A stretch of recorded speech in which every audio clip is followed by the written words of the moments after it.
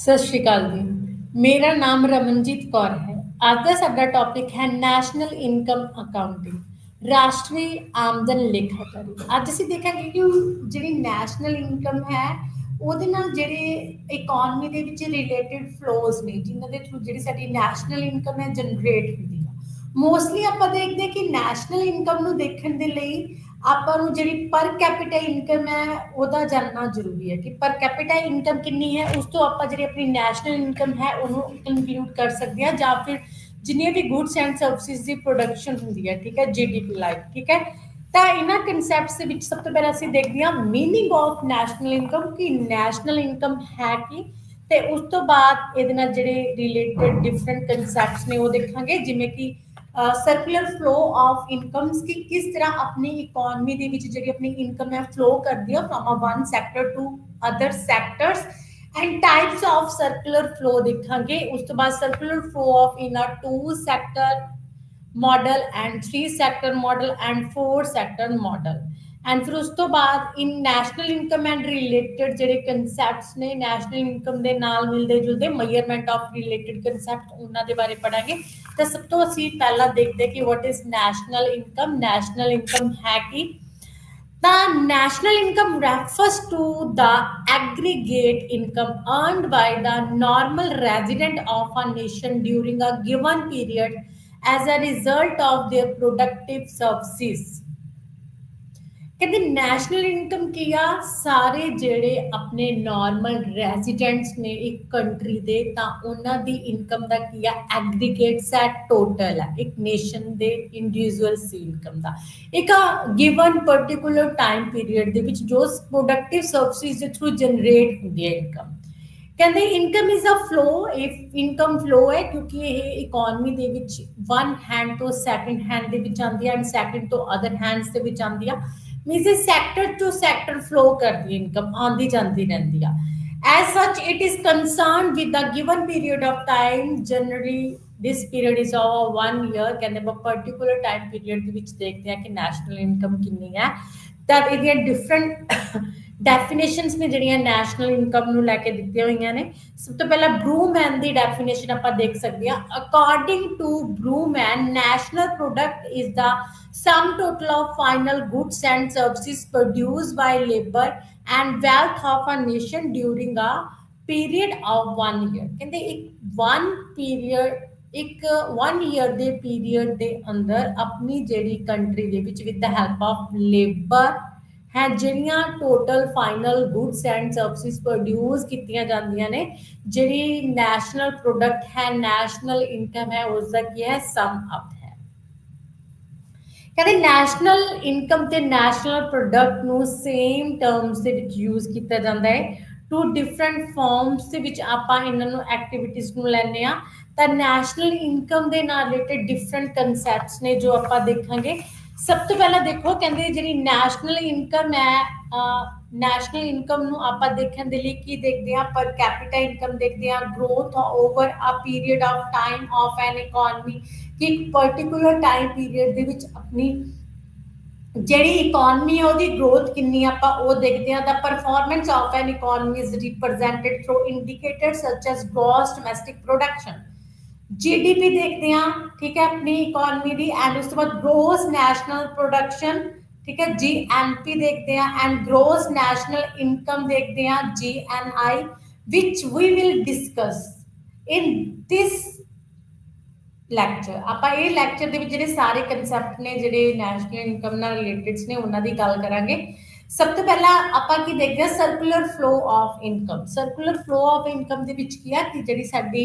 Income ਹੈ flow ਕਰਦੀ ਆ one sector to other sectors, ਪੂਰੀ ਇਕੋਨਮੀ ਦੇ ਵਿੱਚ। ਉਹ ਕਿਸ ਤਰ੍ਹਾਂ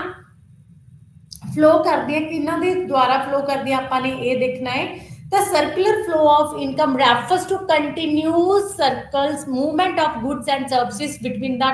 major sectors। ਜਿੰਨੇ ਵੀ ਸੈਕਟਰਸ ਨੇ ਉਹਨਾਂ ਦੇ ਵਿੱਚ ਜਦੋਂ ਕਹਿੰਦੇ ਗੁੱਡਸ ਐਂਡ ਸਰਵਿਸਿਜ਼ ਫਲੋ ਕਰਦੀਆਂ ਨੇ one sector to other sectors, ਜਿਵੇਂ ਕਿ ਹਾਊਸ ਹੋਲਡ ਹੋ ਗਿਆ, ਫਰਮਸ ਮੀਨਸ ਆਪਣਾ ਪ੍ਰੋਡਿਊਸਰ ਸੈਕਟਰ ਹੋ ਗਿਆ, ਐਂਡ ਗਵਰਨਮੈਂਟ ਸੈਕਟਰ ਹੋ ਗਿਆ, ਐਂਡ ਐਕਸਟਰਨਲ ਸੈਕਟਰਸ ਹੋ ਗਿਆ, ਜਿਹੜਾ ਕਿ ਆਪਣੇ ਵਰਡ ਦੇ ਵਿੱਚ ਹੈ। It is circular in a nature why it moves in a circle coming back to starting point कहते ਜਿਹੜਾ ਸਰਕਲ ਜਿੱਥੋਂ ਚੱਲਦਾ ਹੈ ਅਗਰ ਹਾਊਸਹੋਲਡ ਸੈਕਟਰ ਤੋਂ ਫਲੋ ਚੱਲਿਆ ਹੈ ਤਾਂ ਉਹ ਬਾਅਦ ਦੇ ਵਿੱਚ ਐਂਡ ਹੋ ਕੇ ਹਾਊਸਹੋਲਡ ਸੈਕਟਰ ਤੱਕ ਹੀ ਪਹੁੰਚ ਜਾਏਗਾ ਤੇ ਉਸ ਤੋਂ ਬਾਅਦ ਫਿਰ ਉਹ ਜਿਹੜਾ ਸਰਕਲ ਹੈ ਦੁਬਾਰਾ ਕੀ ਹੋ ਜਾਏਗਾ ਜਨਰੇਟ ਹੋ ਜਾਏਗਾ ਇਸ ਤਰ੍ਹਾਂ ਕਹਿੰਦੇ ਜਿਹੜੀ ਨੈਸ਼ਨਲ ਇਨਕਮ ਹੈ ਇਸ ਸਰਕੂਲਰ ਫਲੋ ਦੇ ਥਰੂ ਕੀ ਹੁੰਦੀ ਹੈ ਜਨਰੇਟ ਹੁੰਦੀ ਆ circular flow of income refers to flow of money income ਕਹਿੰਦੇ ਜਦੋਂ ਆਪਣੀ ਇਕਨੋਮੀ ਦੇ ਵਿੱਚ ਜਿਹੜਾ ਸਰਕਲ ਹੈ ਇਨਕਮ ਦਾ ਫਲੋ ਕਰਦਾ ਹੈ ਉਹਦੇ ਥਰੂ ਜਿਹੜੀ ਆਪਣੀ ਇਨਕਮ ਹੈ ਉਹ ਫਲੋ ਹੁੰਦੀ ਹੈ ਗੁੱਡਸ ਐਂਡ ਸਰਵਿਸਿਜ਼ ਨੇ ਜਿਹੜੀਆਂ ਉਹ one sectors to other sectors ਦੇ ਵਿੱਚ ਜਾਂਦੇ ਨੇ ਜਿਹਦੇ ਥਰੂ ਇਨਕਮ ਕੀ ਹੁੰਦੀ ਆ ਜਨਰੇਟ ਹੁੰਦੀ ਆ one sector to other sectors ਠੀਕ ਹੈ ਤਾਂ ਜਿਹੜਾ ਸਰਕੂਲਰ ਫਲੋ ਹੈ ਉਹਦੀਆਂ ਟਾਈਪਸ ਕਿੰਨੀਆਂ ਨੇ ਟਾਈਪਸ ਆਫ ਸਰਕੂਲਰ ਫਲੋਜ਼ ਦੀਆਂ ਮੇਨ ਟੂ ਟਾਈਪਸ ਨੇ that is a real flow ਜਿਹਨੂੰ ਆਪਾਂ ਪ੍ਰੋਡਕਟ ਫਲੋ ਵੀ ਕਹਿ ਦਿੰਦੇ ਆ and second is a income flow ਔਰ ਜਿਹਨੂੰ ਆਪਾਂ ਮਨੀ ਫਲੋ ਵੀ ਕਹਿੰਦੇ ਆ ਠੀਕ ਹੈ ਇਹ ਟੂ ਸਰਕੂਲਰ ਫਲੋ ਨੇ ਤਾਂ ਆਪਾਂ ਨੇ ਦੇਖਣਾ ਹੈ ਕਿ ਡਿਫਰੈਂਟ ਸੈਕਟਰਸ ਦੇ ਵਿੱਚ ਕਿੱਦਾਂ ਫਲੋ ਹੁੰਦੇ ਨੇ ਤਾਂ first is a real flow and second is a income flow ਤਾਂ ਪਹਿਲਾਂ ਆਪਾਂ ਦੇਖਦੇ ਹਾਂ ਰੀਅਲ ਫਲੋ ਔਰ ਜਿਹਨੂੰ ਪ੍ਰੋਡਕਟ ਫਲੋ ਕਹਿੰਦੇ ਆ ਕਹਿੰਦੇ real flow refers to flow of goods and services ਕਹਿੰਦੇ ਇਹ ਉਹ ਫਲੋ ਹੈ ਜਿਹਦੇ ਵਿੱਚ ਓਨਲੀ ਜਿਹੜੀਆਂ ਗੁੱਡਸ ਐਂਡ ਸਰਵਿਸਿਜ਼ ਨੇ ਉਹ ਕੀ ਹੁੰਦੀਆਂ ਨੇ ਮੂਵ ਹੁੰਦੀਆਂ ਨੇ from a one sector to other sectors these are called real flow because they consist of actual goods and services ਕਿਉਂਕਿ ਇਹਦੇ ਵਿੱਚ ਰੀਅਲ ਜੋ ਗੁੱਡਸ ਐਂਡ ਸਰਵਿਸਿਜ਼ ਨੇ ਜੋ ਵਿਜ਼ੀਬਲਸ ਨੇ ਉਹਨਾਂ ਨੂੰ ਦੇਖਿਆ ਜਾਂਦਾ ਹੈ it is also called the output flow ਕਿਉਂਕਿ ਇਹਦੇ ਵਿੱਚ ਪ੍ਰੋਡਕਸ਼ਨ ਕੀਤੀ ਜਾਂਦੀ ਹੈ ਗੁੱਡਸ ਐਂਡ ਸਰਵਿਸਿਜ਼ ਦੀ ਤਾਂ ਆਪਾਂ ਇਹਨੂੰ ਆਊਟਪੁੱਟ ਫਲੋ ਵੀ ਕਹਿੰਦੇ ਆ ਪ੍ਰੋਡਕਟ ਫਲੋ ਵੀ ਕਹਿੰਦੇ ਆ ਐਂਡ ਰੀਅਲ ਫਲੋ ਵੀ ਕਹਿੰਦੇ ਆ ਕਿਉਂਕਿ ਇਹਦੇ ਵਿੱਚ ਓਨਲੀ ਜਿਹੜੀਆਂ ਹੈ ਗੁੱਡਸ ਐਂਡ ਸਰਵਿਸਿਜ਼ ਉਹ ਐਕਸਚੇਂਜ ਕੀਤੀਆਂ ਜਾਂਦੀਆਂ ਨੇ ਉਹ ਫਲੋ ਕੀਤੀਆਂ ਜਾਂਦੀਆਂ ਨੇ and the second is income flow and money flow ਕਹਿੰਦੇ ਹੁਣ ਨਾਮ ਤੋਂ ਹੀ ਕਲੀਅਰ ਹੈ ਜਿਹਦੇ ਵਿੱਚ ਕਹਿੰਦੇ ਇਨਕਮ ਤੇ ਮਨੀ ਨੂੰ ਫਲੋ ਕੀਤਾ ਜਾਂਦਾ ਹੈ money flow refers to flow of money in the form factor payments and consumption expenditures ਦੇਖੋ ਜਿਵੇਂ ਕਿ ਆਪਾਂ ਗੁੱਡਸ ਐਂਡ ਸਰਵਿਸਿਜ਼ ਲੈਣੇ ਆ ਰੀਅਲ ਫਲੋ ਦੇ ਵਿੱਚ ਲੈਣੇ ਆ ਤਾਂ ਉਹਦੇ ਲਈ ਆਪਾਂ ਨੂੰ ਕੀ ਕਰਨਾ ਪੈਂਦਾ ਹੈ ਜੋ ਐਕਸਪੈਂਡੀਚਰ ਹੈ ਗੁੱਡਸ ਨੂੰ ਕੰਜ਼ੰਪਸ਼ਨ ਕਰਨ ਤੇ ਉਹ ਕਰਨਾ ਪੈਂਦਾ ਹੈ through the household sector and ਜੋ ਦੂਸਰਾ ਸੈਕਟਰ ਹੈ ਪ੍ਰੋਡਿਊਸਰ ਸੈਕਟਰ ਉਹ ਪ੍ਰੋਡਕਸ਼ਨ ਕਰਨ ਦੇ ਲਈ ਕੀ ਕਰਦਾ ਕਾਸਟ ਪੇ ਕਰਦਾ ਤਾਂ ਕਿੰਨਾ ਟਰਮਸ ਦੇ ਵਿੱਚ ਕਰਦਾ ਮਨੀ ਦੇ ਟਰਮਸ ਦੇ ਵਿੱਚ ਮਨੀ ਮਿਸ ਇਨਕਮ ਠੀਕ ਹੈ ਤਾਂ ਕੀ ਆ ਜਿਹੜਾ ਆਪਣਾ ਪ੍ਰੋਡਿਊਸਰ ਸੈਕਟਰਸ ਹੈ ਉਹਨੂੰ ਇਨਕਮ ਮਿਲਦੀ ਆ ਤੇ ਜਿਹੜਾ ਕੰਜ਼ਿਊਮਰ ਸੈਕਟਰਸ ਹੈ ਉਹ ਇਨਕਮ ਆਪਣੀ ਸਪੈਂਡ ਕਰਦਾ ਐਕਸਪੈਂਡੀਚਰ ਕਰਦਾ ਇਸ ਤਰ੍ਹਾਂ ਕਹਿੰਦੇ ਟੂ ਸੈਕਟਰਸ ਦੇ ਵਿੱਚ ਕਹਿੰਦੇ ਵੇਰੀਅਸ ਟ੍ਰਾਂਜੈਕਸ਼ਨਸ ਹੁੰਦੀਆਂ ਨੇ ਜਿਹੜੀਆਂ ਕੰਡਕਟ ਹੁੰਦੀਆਂ ਨੇ with the help of money ਔਰ ਇਨਕਮ ਠੀਕ ਹੈ ਤਾਂ ਜਿਹੜੇ ਮਨੀ ਫਲੋ ਆ ਉਹ ਕੀ ਕਰਦਾ ਜਿਹਦੇ ਥਰੂ ਫੈਕਟਰ ਪੇਮੈਂਟਸ ਕੀਤੀ ਜਾਂਦੀ ਹੈ ਕੰਜ਼ੰਪਸ਼ਨਸ ਕੀਤੀ ਜਾਂਦੀ ਹੈ ਐਕਸਪੈਂਡੀਚਰਸ ਕੀਤਾ ਜਾਂਦਾ ਤੇ ਫੈਕਟਰ ਸਬਸਿਡੀਜ਼ ਨੇ ਜਿਹੜੀਆਂ ਜਨਰੇਟ ਹੁੰਦੀਆਂ ਨੇ ਫੋਰ ਐਗਜ਼ਾਮਪਲ ਅਗਰ ਕਹਿੰਦੇ ਆਪਣੇ ਪ੍ਰੋਡਿਊਸਰ ਕਲਾਸ ਨੇ ਕੀ ਕਰਨੀ ਆ ਪ੍ਰੋਡਕਸ਼ਨ ਕਰਨੀ ਆ ਤਾਂ ਉਹ ਕੀ ਕਰਦਾ ਜਿਹੜਾ ਆਪਣਾ land labour capital and entrepreneur four factor of productions ਨੇ ਉਹਨਾਂ ਨੂੰ ਯੂਜ਼ ਕਰਨ ਦੀ ਬਜਾਏ ਉਹਨਾਂ ਨੂੰ ਕੀ ਕਰਦਾ ਯੂਜ਼ ਕਰਨ ਤੋਂ ਬਾਅਦ ਪ੍ਰੋਡਕਸ਼ਨ ਕਰਨ ਤੋਂ ਬਾਅਦ ਕਹਿੰਦੇ ਪੇਮੈਂਟਸ ਕਰਦਾ ਜਿਵੇਂ ਕਿ ਲੈਂਡ ਨੂੰ ਵੇਜਿਸ ਜਾਂਦੀਆਂ ਨੇ ਐਂਡ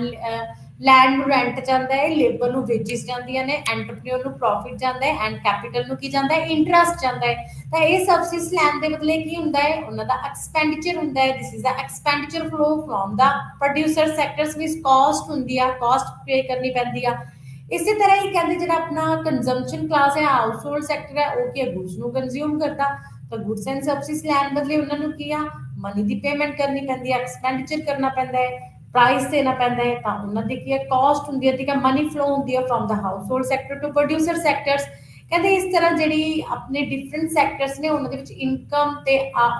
ਇਨਕਮ ਦਾ ਫਲੋ ਰਹਿੰਦਾ ਹੈ from a one sector to other sectors ਤਾਂ ਇਹਨੂੰ ਇਨਕਮ ਫਲੋ ਕਿਹਾ ਜਾਂਦਾ ਹੈ ਠੀਕ ਹੈ ਐਂਡ ਦ ਨੈਕਸਟ ਇਜ਼ ਕਹਿੰਦੇ ਆਪਣੀ ਜਿਹੜੀ ਇਕਨੋਮੀ ਆ ਇਹਦੇ ਵਿੱਚ 4 ਸੈਕਟਰਸ ਪਾਏ ਜਾਂਦੇ ਨੇ ਜਿਨ੍ਹਾਂ ਨੂੰ ਆਪਾਂ ਵਨ ਬਾਈ ਵਨ ਰੀਡ ਕਰਾਂਗੇ ਤਾਂ ਸਭ ਤੋਂ ਪਹਿਲਾਂ ਆਪਾਂ ਕੀ ਦੇਖਦੇ ਹਾਂ ਕਿ ਜਿਹੜੇ ਟੂ ਸੈਕਟਰ ਇਕਨੋਮੀ ਆ ਉਹਦੇ ਵਿੱਚ ਜਿਹੜਾ ਆਪਣਾ ਸਰਕੂਲਰ ਫਲੋ ਹੈ ਮਨੀ ਰੀਅਲ ਫਲੋ ਤੇ ਆਪਣਾ ਇਨਕਮ ਫਲੋ ਕਿੱਦਾਂ ਹੁੰਦਾ ਹੈ ਤਾਂ ਸਭ ਤੋਂ ਪਹਿਲਾਂ ਆਪਾਂ ਦੇਖਦੇ ਹਾਂ circular flow in of income in two sector money ਠੀਕ ਹੈ ਇਨਕਮ ਦਾ flow in a two sector money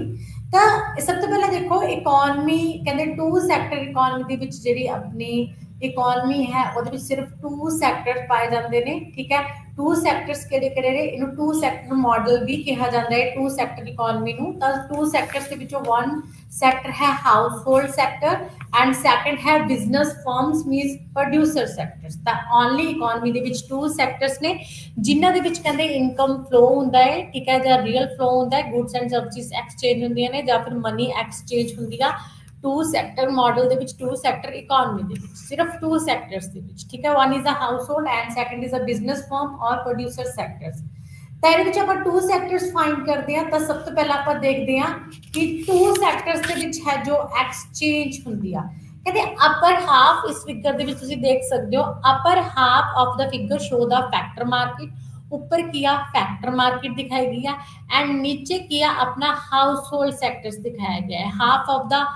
lower half presents the commodity and product market, नीचे product market, ऊपर factor markets। the outer 2 arrows clockwise indicates real flow and inner 2 arrows anti-clockwise reflect monetary flow।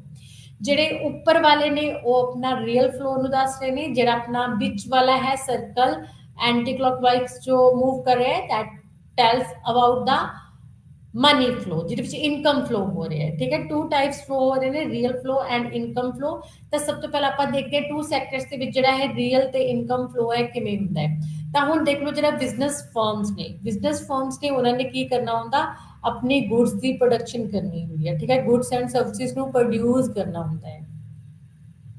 ਤਾਂ goods and services the productions ਦੇ ਲਈ ਉਹਨਾਂ ਨੂੰ ਕਿਸ ਚੀਜ਼ ਦੀ ਲੋੜ ਹੁੰਦੀ ਆ, ਉਹਨਾਂ ਨੂੰ land, labour, capital and entrepreneurs ਦੀ ਲੋੜ ਹੁੰਦੀ ਆ। ਕਿਉਂਕਿ with the help of 4 factors ਜਿਹੜੀ ਪ੍ਰੋਡਕਸ਼ਨ ਹੈ ਉਹ ਕੀਤੀ ਜਾ ਸਕਦੀ ਆ। ਤਾਂ 4 ਫੈਕਟਰ ਆਫ ਪ੍ਰੋਡਕਸ਼ਨਸ ਨੂੰ ਯੂਜ਼ ਕਰਦਾ ਲੈਂਡ ਨੂੰ, ਲੇਬਰ ਨੂੰ, ਕੈਪੀਟਲ ਨੂੰ ਐਂਡ ਐਂਟਰਪ੍ਰੀਨਿਓਰ। ਤੇ ਇਹ ਸਬਸਿਸੋ ਕਿੱਥੋਂ ਲੈਂਦਾ ਹੈ, ਇਹ ਸਬਸਿਸੋ ਲੈਂਦਾ ਹਾਊਸ ਹੋਲਡ ਸੈਕਟਰਸ ਤੋਂ। ਜਿਹੜਾ ਰੀਅਲ ਫਲੋ ਹੈ ਉਹ ਕਿੱਥੋਂ ਆਉਂਦਾ ਹੈ, ਉਹਦੇ ਕੋਲ ਹਾਊਸ ਹੋਲਡ ਸੈਕਟਰ ਤੋਂ ਆਉਂਦਾ ਹੈ। ਤਾਂ ਕਹਿੰਦੇ ਹੋ land, labour, capital and entrepreneur. ਤੁਸੀਂ ਦੇਖ ਰਹੇ ਹੋ ਕਿ ਹਾਊਸ ਹੋਲਡ ਸੈਕਟਰਸ ਤੋਂ ਐਰੋ ਮੂਵ ਹੋ ਕੇ ਬਿਜ਼ਨਸ ਫਰਮਸ ਦੇ ਕੋਲ ਆ ਰਿਹਾ ਹੈ। ਮਤਲਬ ਜੋ ਵੀ ਹਾਊਸ ਹੋਲਡਸ ਨੇ ਉਹ ਕੀ ਆ, ਉਹਨਾਂ ਦੇ ਵਿੱਚੋਂ ਹੀ ਲੇਬਰ, ਲੈਂਡ ਤੇ ਕੈਪੀਟਲ ਤੇ ਐਂਟਰਪ੍ਰੀਨਿਓਰਸ ਨਿਕਲ ਕੇ ਆਉਂਦੇ ਨੇ ਤੇ ਉਹ ਕਿਹਨੂੰ ਮਿਲਦੇ ਨੇ, ਬਿਜ਼ਨਸ ਫਰਮਸ ਨੂੰ ਮਿਲਦੇ ਨੇ, ਠੀਕ ਹੈ। ਤਾਂ ਰੀਅਲ ਫਲੋ ਕਿੱਥੋਂ ਹੋਇਆ ਹੈ, ਹਾਊਸ ਹੋਲਡ ਸੈਕਟਰ ਤੋਂ ਬਿਜ਼ਨਸ ਫਰਮਸ ਕਰਨੀ ਹੋਇਆ ਹੈ। ਐਂਡ ਉਸ ਤੋਂ ਬਾਅਦ ਬਿਜ਼ਨਸ ਫਰਮਸ ਕੀ ਕਰਦੀਆਂ ਨੇ, ਇਹ 4 ਫੈਕਟਰ ਆਫ ਪ੍ਰੋਡਕਸ਼ਨਸ ਨੂੰ ਯੂਜ਼ ਕਰਕੇ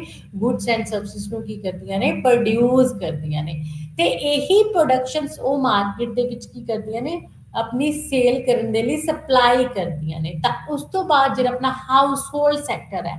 ਉਹਨੂੰ ਇਕਨੋਮੀ ਦੇ ਵਿੱਚ ਆਪਣੀਆਂ ਨੀਡਸ ਪੂਰੀਆਂ ਕਰਨੀਆਂ ਹੁੰਦੀਆਂ ਨੇ, ਠੀਕ ਹੈ। ਯੂਟਿਲਾਈਜੇਸ਼ਨ ਗੇਨ ਕਰਨੀ ਹੁੰਦੀ ਹੈ, ਸੈਟਿਸਫੈਕਸ਼ਨ ਗੇਨ ਕਰਨੀ ਹੁੰਦੀ ਆ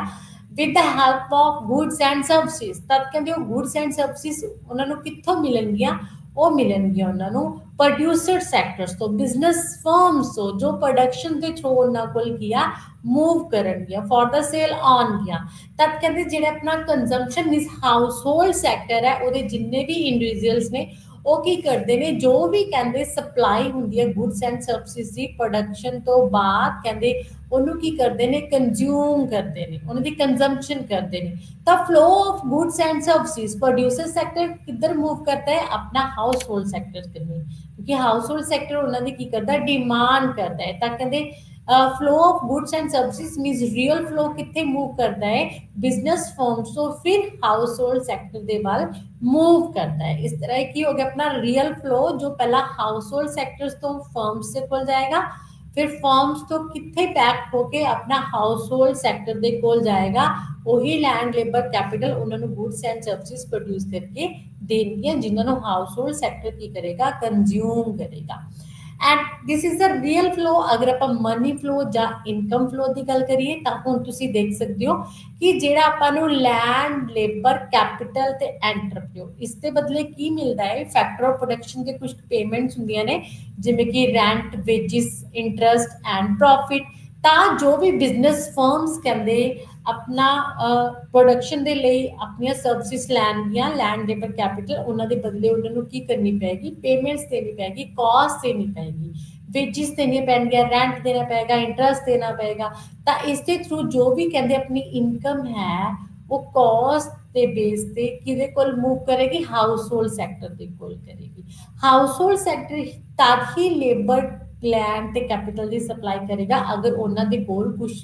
ਮਿਲੇਗਾ ਉਹਨਾਂ ਨੂੰ ਇਸ ਸਬਸਿਡੀ ਦੇ ਬਦਲੇ। ਤਦ ਕਹਿੰਦੇ ਕੀ ਹੈ, ਬਿਜ਼ਨਸ ਫਰਮਸ ਤੋਂ ਉਹਨਾਂ ਨੂੰ ਕੀ ਮਿਲ ਰਹੀ ਹੈ, ਇਨਕਮ ਮਿਲ ਰਹੀ ਹੈ, ਠੀਕ ਹੈ। ਤਾਂ ਇਨਕਮ ਜਨਰੇਟ ਹੋਈ ਹੈ ਇੱਥੇ, ਜੋ ਕਹਿੰਦੇ ਹਾਊਸਹੋਲਡ ਸੈਕਟਰ ਨੂੰ ਵੇਜਿਸ, ਰੈਂਟ, ਇੰਟਰਸਟ ਤੇ ਪ੍ਰੋਫਿਟ ਦੇ ਥਰੂ ਮਿਲੇਗਾ। ਕਿਸ ਦੇ ਥਰੂ, ਜਦੋਂ ਆਪਣੇ ਬਿਜ਼ਨਸ ਫਰਮਸ ਨੇ ਫੈਕਟਰ ਪੇਮੈਂਟਸ ਕੀਤੀਆਂ ਨੇ, ਤਾਂ ਬਿਜ਼ਨਸ ਫਰਮਸ ਦੇ ਥਰੂ ਜੋ ਵੀ ਫੈਕਟਰ ਪੇਮੈਂਟਸ ਹੋਈਆਂ ਨੇ ਤਾਂ ਉਹ ਕੀ ਹੋਣਗੀਆਂ, ਆਪਣੇ ਹਾਊਸਹੋਲਡ ਸੈਕਟਰ ਦੀ ਇਨਕਮ ਹੋਣਗੀਆਂ। ਤਾਂ ਹਾਊਸਹੋਲਡ ਸੈਕਟਰ ਨੂੰ ਇਨਕਮ ਜਨਰੇਟ ਹੋਈ।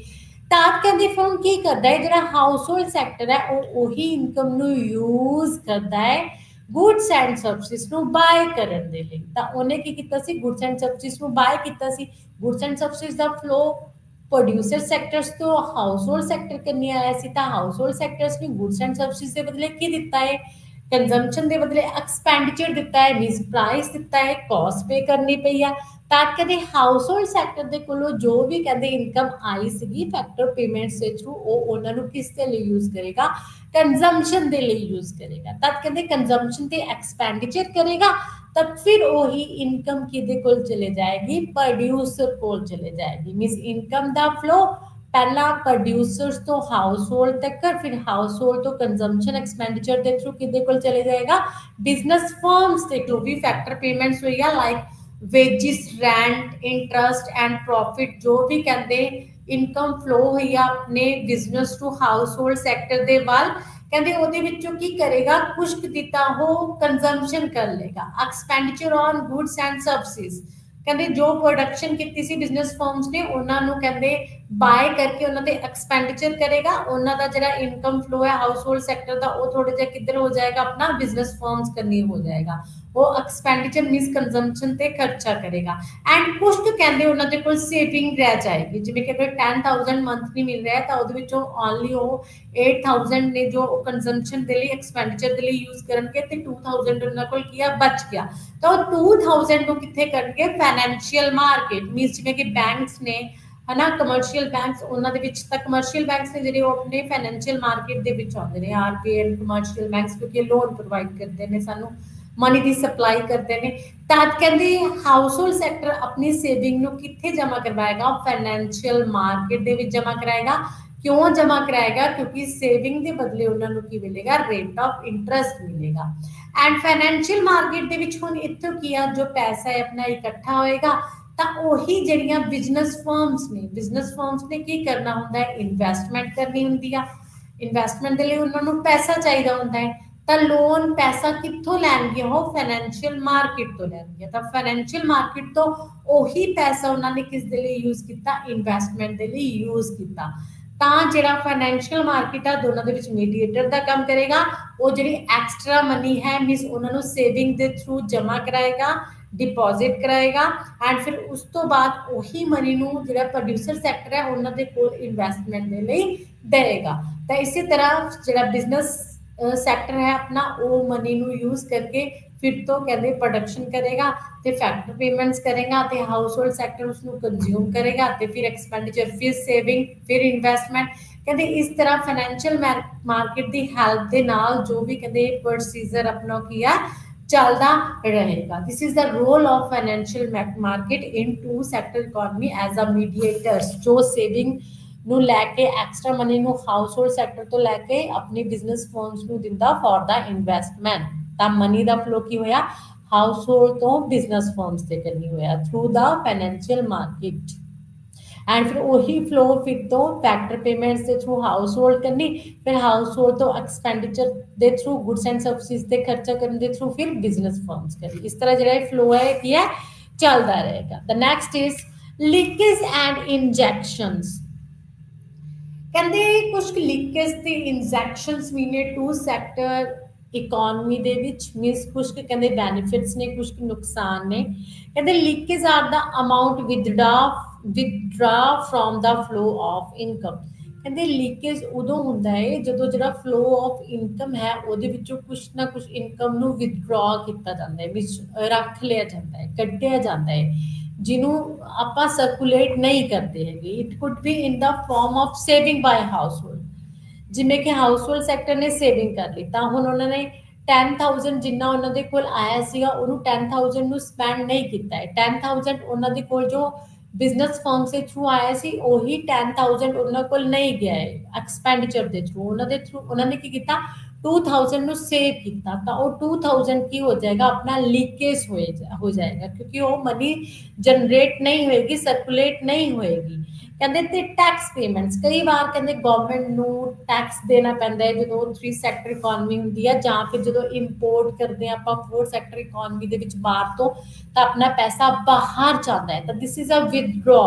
ਕਹਿੰਦੇ ਇੱਥੇ ਕੀ ਹੈ ਡੀਮੈਰਿਟ ਆ ਜਿਹਦੇ ਕਰਕੇ ਇਕਨੋਮੀ ਦੇ ਵਿੱਚ ਪੈਸਾ ਜਨਰੇਟ ਘੱਟ ਹੁੰਦਾ ਹੈ ਤੇ ਨੈਸ਼ਨਲ ਇਨਕਮ ਆਪਣੀ ਘੱਟ ਜਾਂਦੇ। This is the leakage and injections ਕੀ ਨੇ ਕਹਿੰਦੇ injection are the amount added to the flow of income. ਕਹਿੰਦੇ ਜਦੋਂ ਜਿਹੜਾ ਫਲੋ ਆਫ ਇਨਕਮ ਆਪਣਾ ਚੱਲ ਰਿਹਾ ਹੁੰਦਾ ਹੈ ਉਹਦੇ ਵਿੱਚ ਐਡ ਅਪ ਹੁੰਦਾ ਹੈ ਤਾਂ ਦਿਸ is the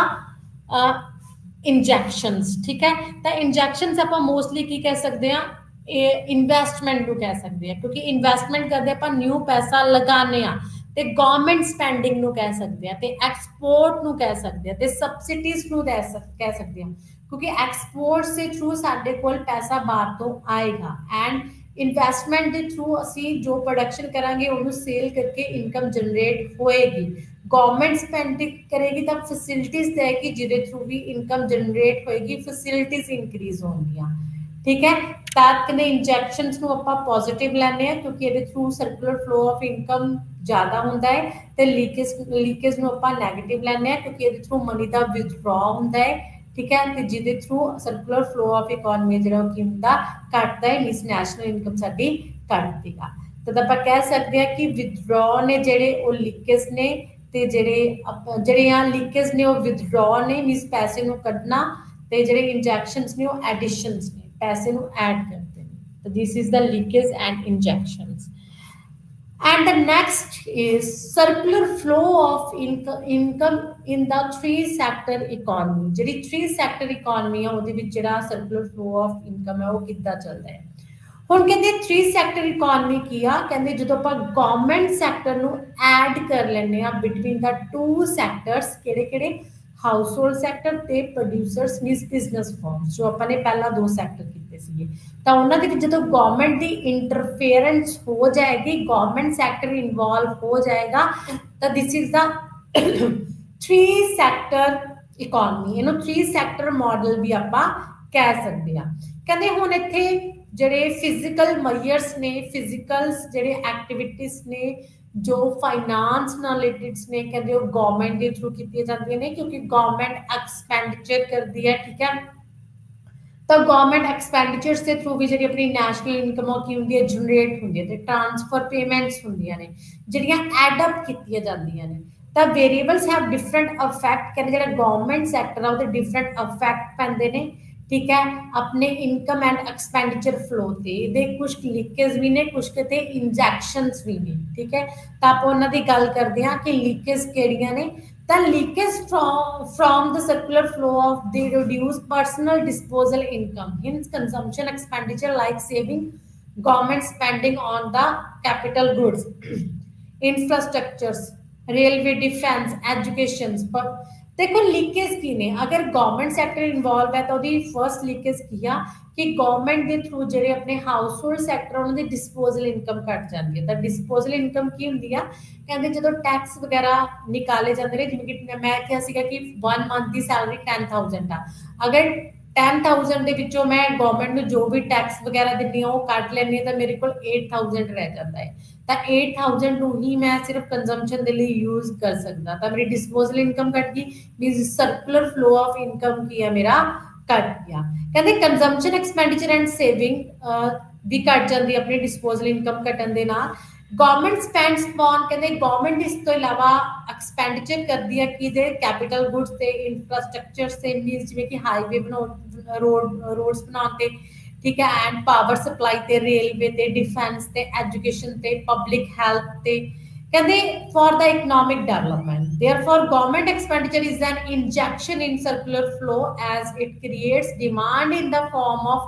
purchase of factored services from the household। ਕਹਿੰਦੇ ਜਦੋਂ ਗਵਰਨਮੈਂਟ ਐਕਸਪੈਂਡੀਚਰ ਕਰੇਗੀ ਇਹ ਸਾਰੀਆਂ ਸਰਵਿਸਿਜ਼ ਪ੍ਰੋਵਾਈਡ ਕਰੇਗੀ ਤਾਂ ਜਿਹੜਾ ਆਪਣਾ ਹਾਊਸ ਹੋਲਡ ਸੈਕਟਰ ਉਹਨੂੰ ਕੀ ਕਰੇਗਾ ਇਹਨਾਂ ਦੀ ਡਿਮਾਂਡ ਕਰੇਗਾ ਤਦ ਕਹਿੰਦੇ ਇਹ ਕੀ ਹੈ ਇੰਜੈਕਸ਼ਨ ਦਾ ਕੰਮ ਕਰਦਾ ਹੈ ਇਨਕਮ ਨੂੰ ਸਰਕੂਲਰ ਫਲੋ ਆਫ ਇਨਕਮ ਨੂੰ ਜਨਰੇਟ ਕਰਨ ਦਾ ਕੰਮ ਕਰਦਾ government expenditure and government Texas ਨੇ ਜਿਹੜੇ ਉਹ ਲੀਕੇਜ ਦਾ ਕੰਮ ਕਰਦੇ ਹੈ ਠੀਕ ਹੈ ਤਾਂ ਆਪਾਂ ਦੇਖਦੇ ਹਾਂ ਟ੍ਰਾਂਸਫਰ ਪੇਮੈਂਟਸ ਆਉਂਦੀਆਂ ਨੇ ਜਿਹੜੀਆਂ ਜਿਵੇਂ ਕਿ ਟ੍ਰਾਂਸਫਰ ਪੇਮੈਂਟਸ ਜੋ ਗਵਰਨਮੈਂਟ ਕਹਿੰਦੇ ਕਰਦੀ ਹੈ ਜਿਵੇਂ ਕਿ ਪੈਨਸ਼ਨ ਦੇਣਾ ਠੀਕ ਹੈ ਪੀਪਲਸ ਨੂੰ ਐਂਡ ਅਨਇੰਪਲੋਇਮੈਂਟ ਨੂੰ ਰਿਡਿਊਸ ਕਰਨਾ ਜਾਂ ਜਿਹੜੇ ਅਨਇੰਪਲੋਇਡ ਨੇ ਉਹਨਾਂ ਨੂੰ ਬੇਰੁਜ਼ਗਾਰੀ ਭੱਤਾ ਦੇਣਾ ਜਾਂ ਸਬਸਿਡੀਜ਼ ਦੇਣਾ these are the injection of circular flow of income ਜਿਹਦੇ ਥਰੂ ਹਾਊਸਹੋਲਡ ਸੈਕਟਰਸ ਦੀ ਡਿਮਾਂਡ ਕੀ ਹੁੰਦੀ ਹੈ ਇਨਕਰੀਜ਼ ਹੁੰਦੀ ਹੈ ਕਿਉਂਕਿ ਪੈਸਾ ਇਹਨਾਂ ਦੇ ਥਰੂ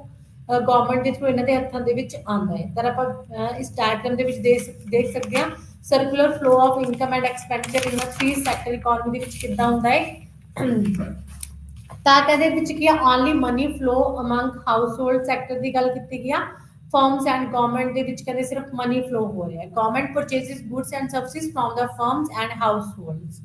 ਗਵਰਨਮੈਂਟ ਕਹਿੰਦੇ ਕੀ ਕਰਦੀ ਆ ਆਪਣੀਆਂ ਫਰਮਸ ਤੇ ਹਾਊਸਹੋਲਡ ਸੈਕਟਰਸ ਤੋਂ ਕੀ ਕਰਦੀ ਆ ਗੁੱਡਸ ਐਂਡ ਸਰਵਿਸਿਜ਼ ਦੋਨੋਂ ਤੋਂ ਪਰਚੇਸ ਕਰਦੀ ਆ ਫਰਮਸ ਤੋਂ ਕਹਿੰਦੇ ਕੀ ਪਰਚੇਸ ਕਰੇਗੀ ਆਪਣੀਆਂ ਜਿਹੜੀਆਂ ਗੁੱਡਸ ਐਂਡ ਸਰਵਿਸਿਜ਼ ਨੂੰ ਪਰਚੇਸ ਕਰੇਗੀ ਐਂਡ ਠੀਕ ਹੈ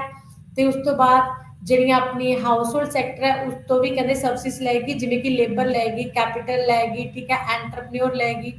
land labour capital and entrepreneur ਠੀਕ ਹੈ ਤੇ ਉਸ ਦੇ ਬਦਲੇ ਕਹਿੰਦੇ ਟੈਕਸ ਦੇ ਵਿੱਚ ਜਿਵੇਂ ਕਿ ਟੈਕਸ ਲਏਗੀ ਆਪਣੇ ਹਾਊਸਹੋਲਡ ਸੈਕਟਰ ਤੇ ਪ੍ਰੋਡਿਊਸਰ ਸੈਕਟਰ ਤੋਂ ਦੋਨੋਂ ਤੋਂ ਤਾਂ ਇਸ ਦੇ ਥਰੂ ਕਹਿੰਦੇ ਗਵਰਨਮੈਂਟ ਨੂੰ ਕੀ ਮਿਲੇਗਾ ਇਨਕਮ ਮਿਲੇਗੀ wages rent interest and profit ਮਿਲੇਗਾ ਐਂਡ ਬਿਜ਼ਨਸ ਸੈਕਟਰਸ ਕਹਿੰਦੇ ਫੈਕਟਰ ਪੇਮੈਂਟ ਓਨਲੀ ਕਿਹਨੂੰ ਕਰੇਗਾ ਹਾਊਸਹੋਲਡ ਸੈਕਟਰ ਨੂੰ ਕਰੇਗਾ ठीक है लेकिन पैसा गवर्नमेंट के कोल किन्ना दे कोल दोनों सेक्टर्स के थ्रू जाएगा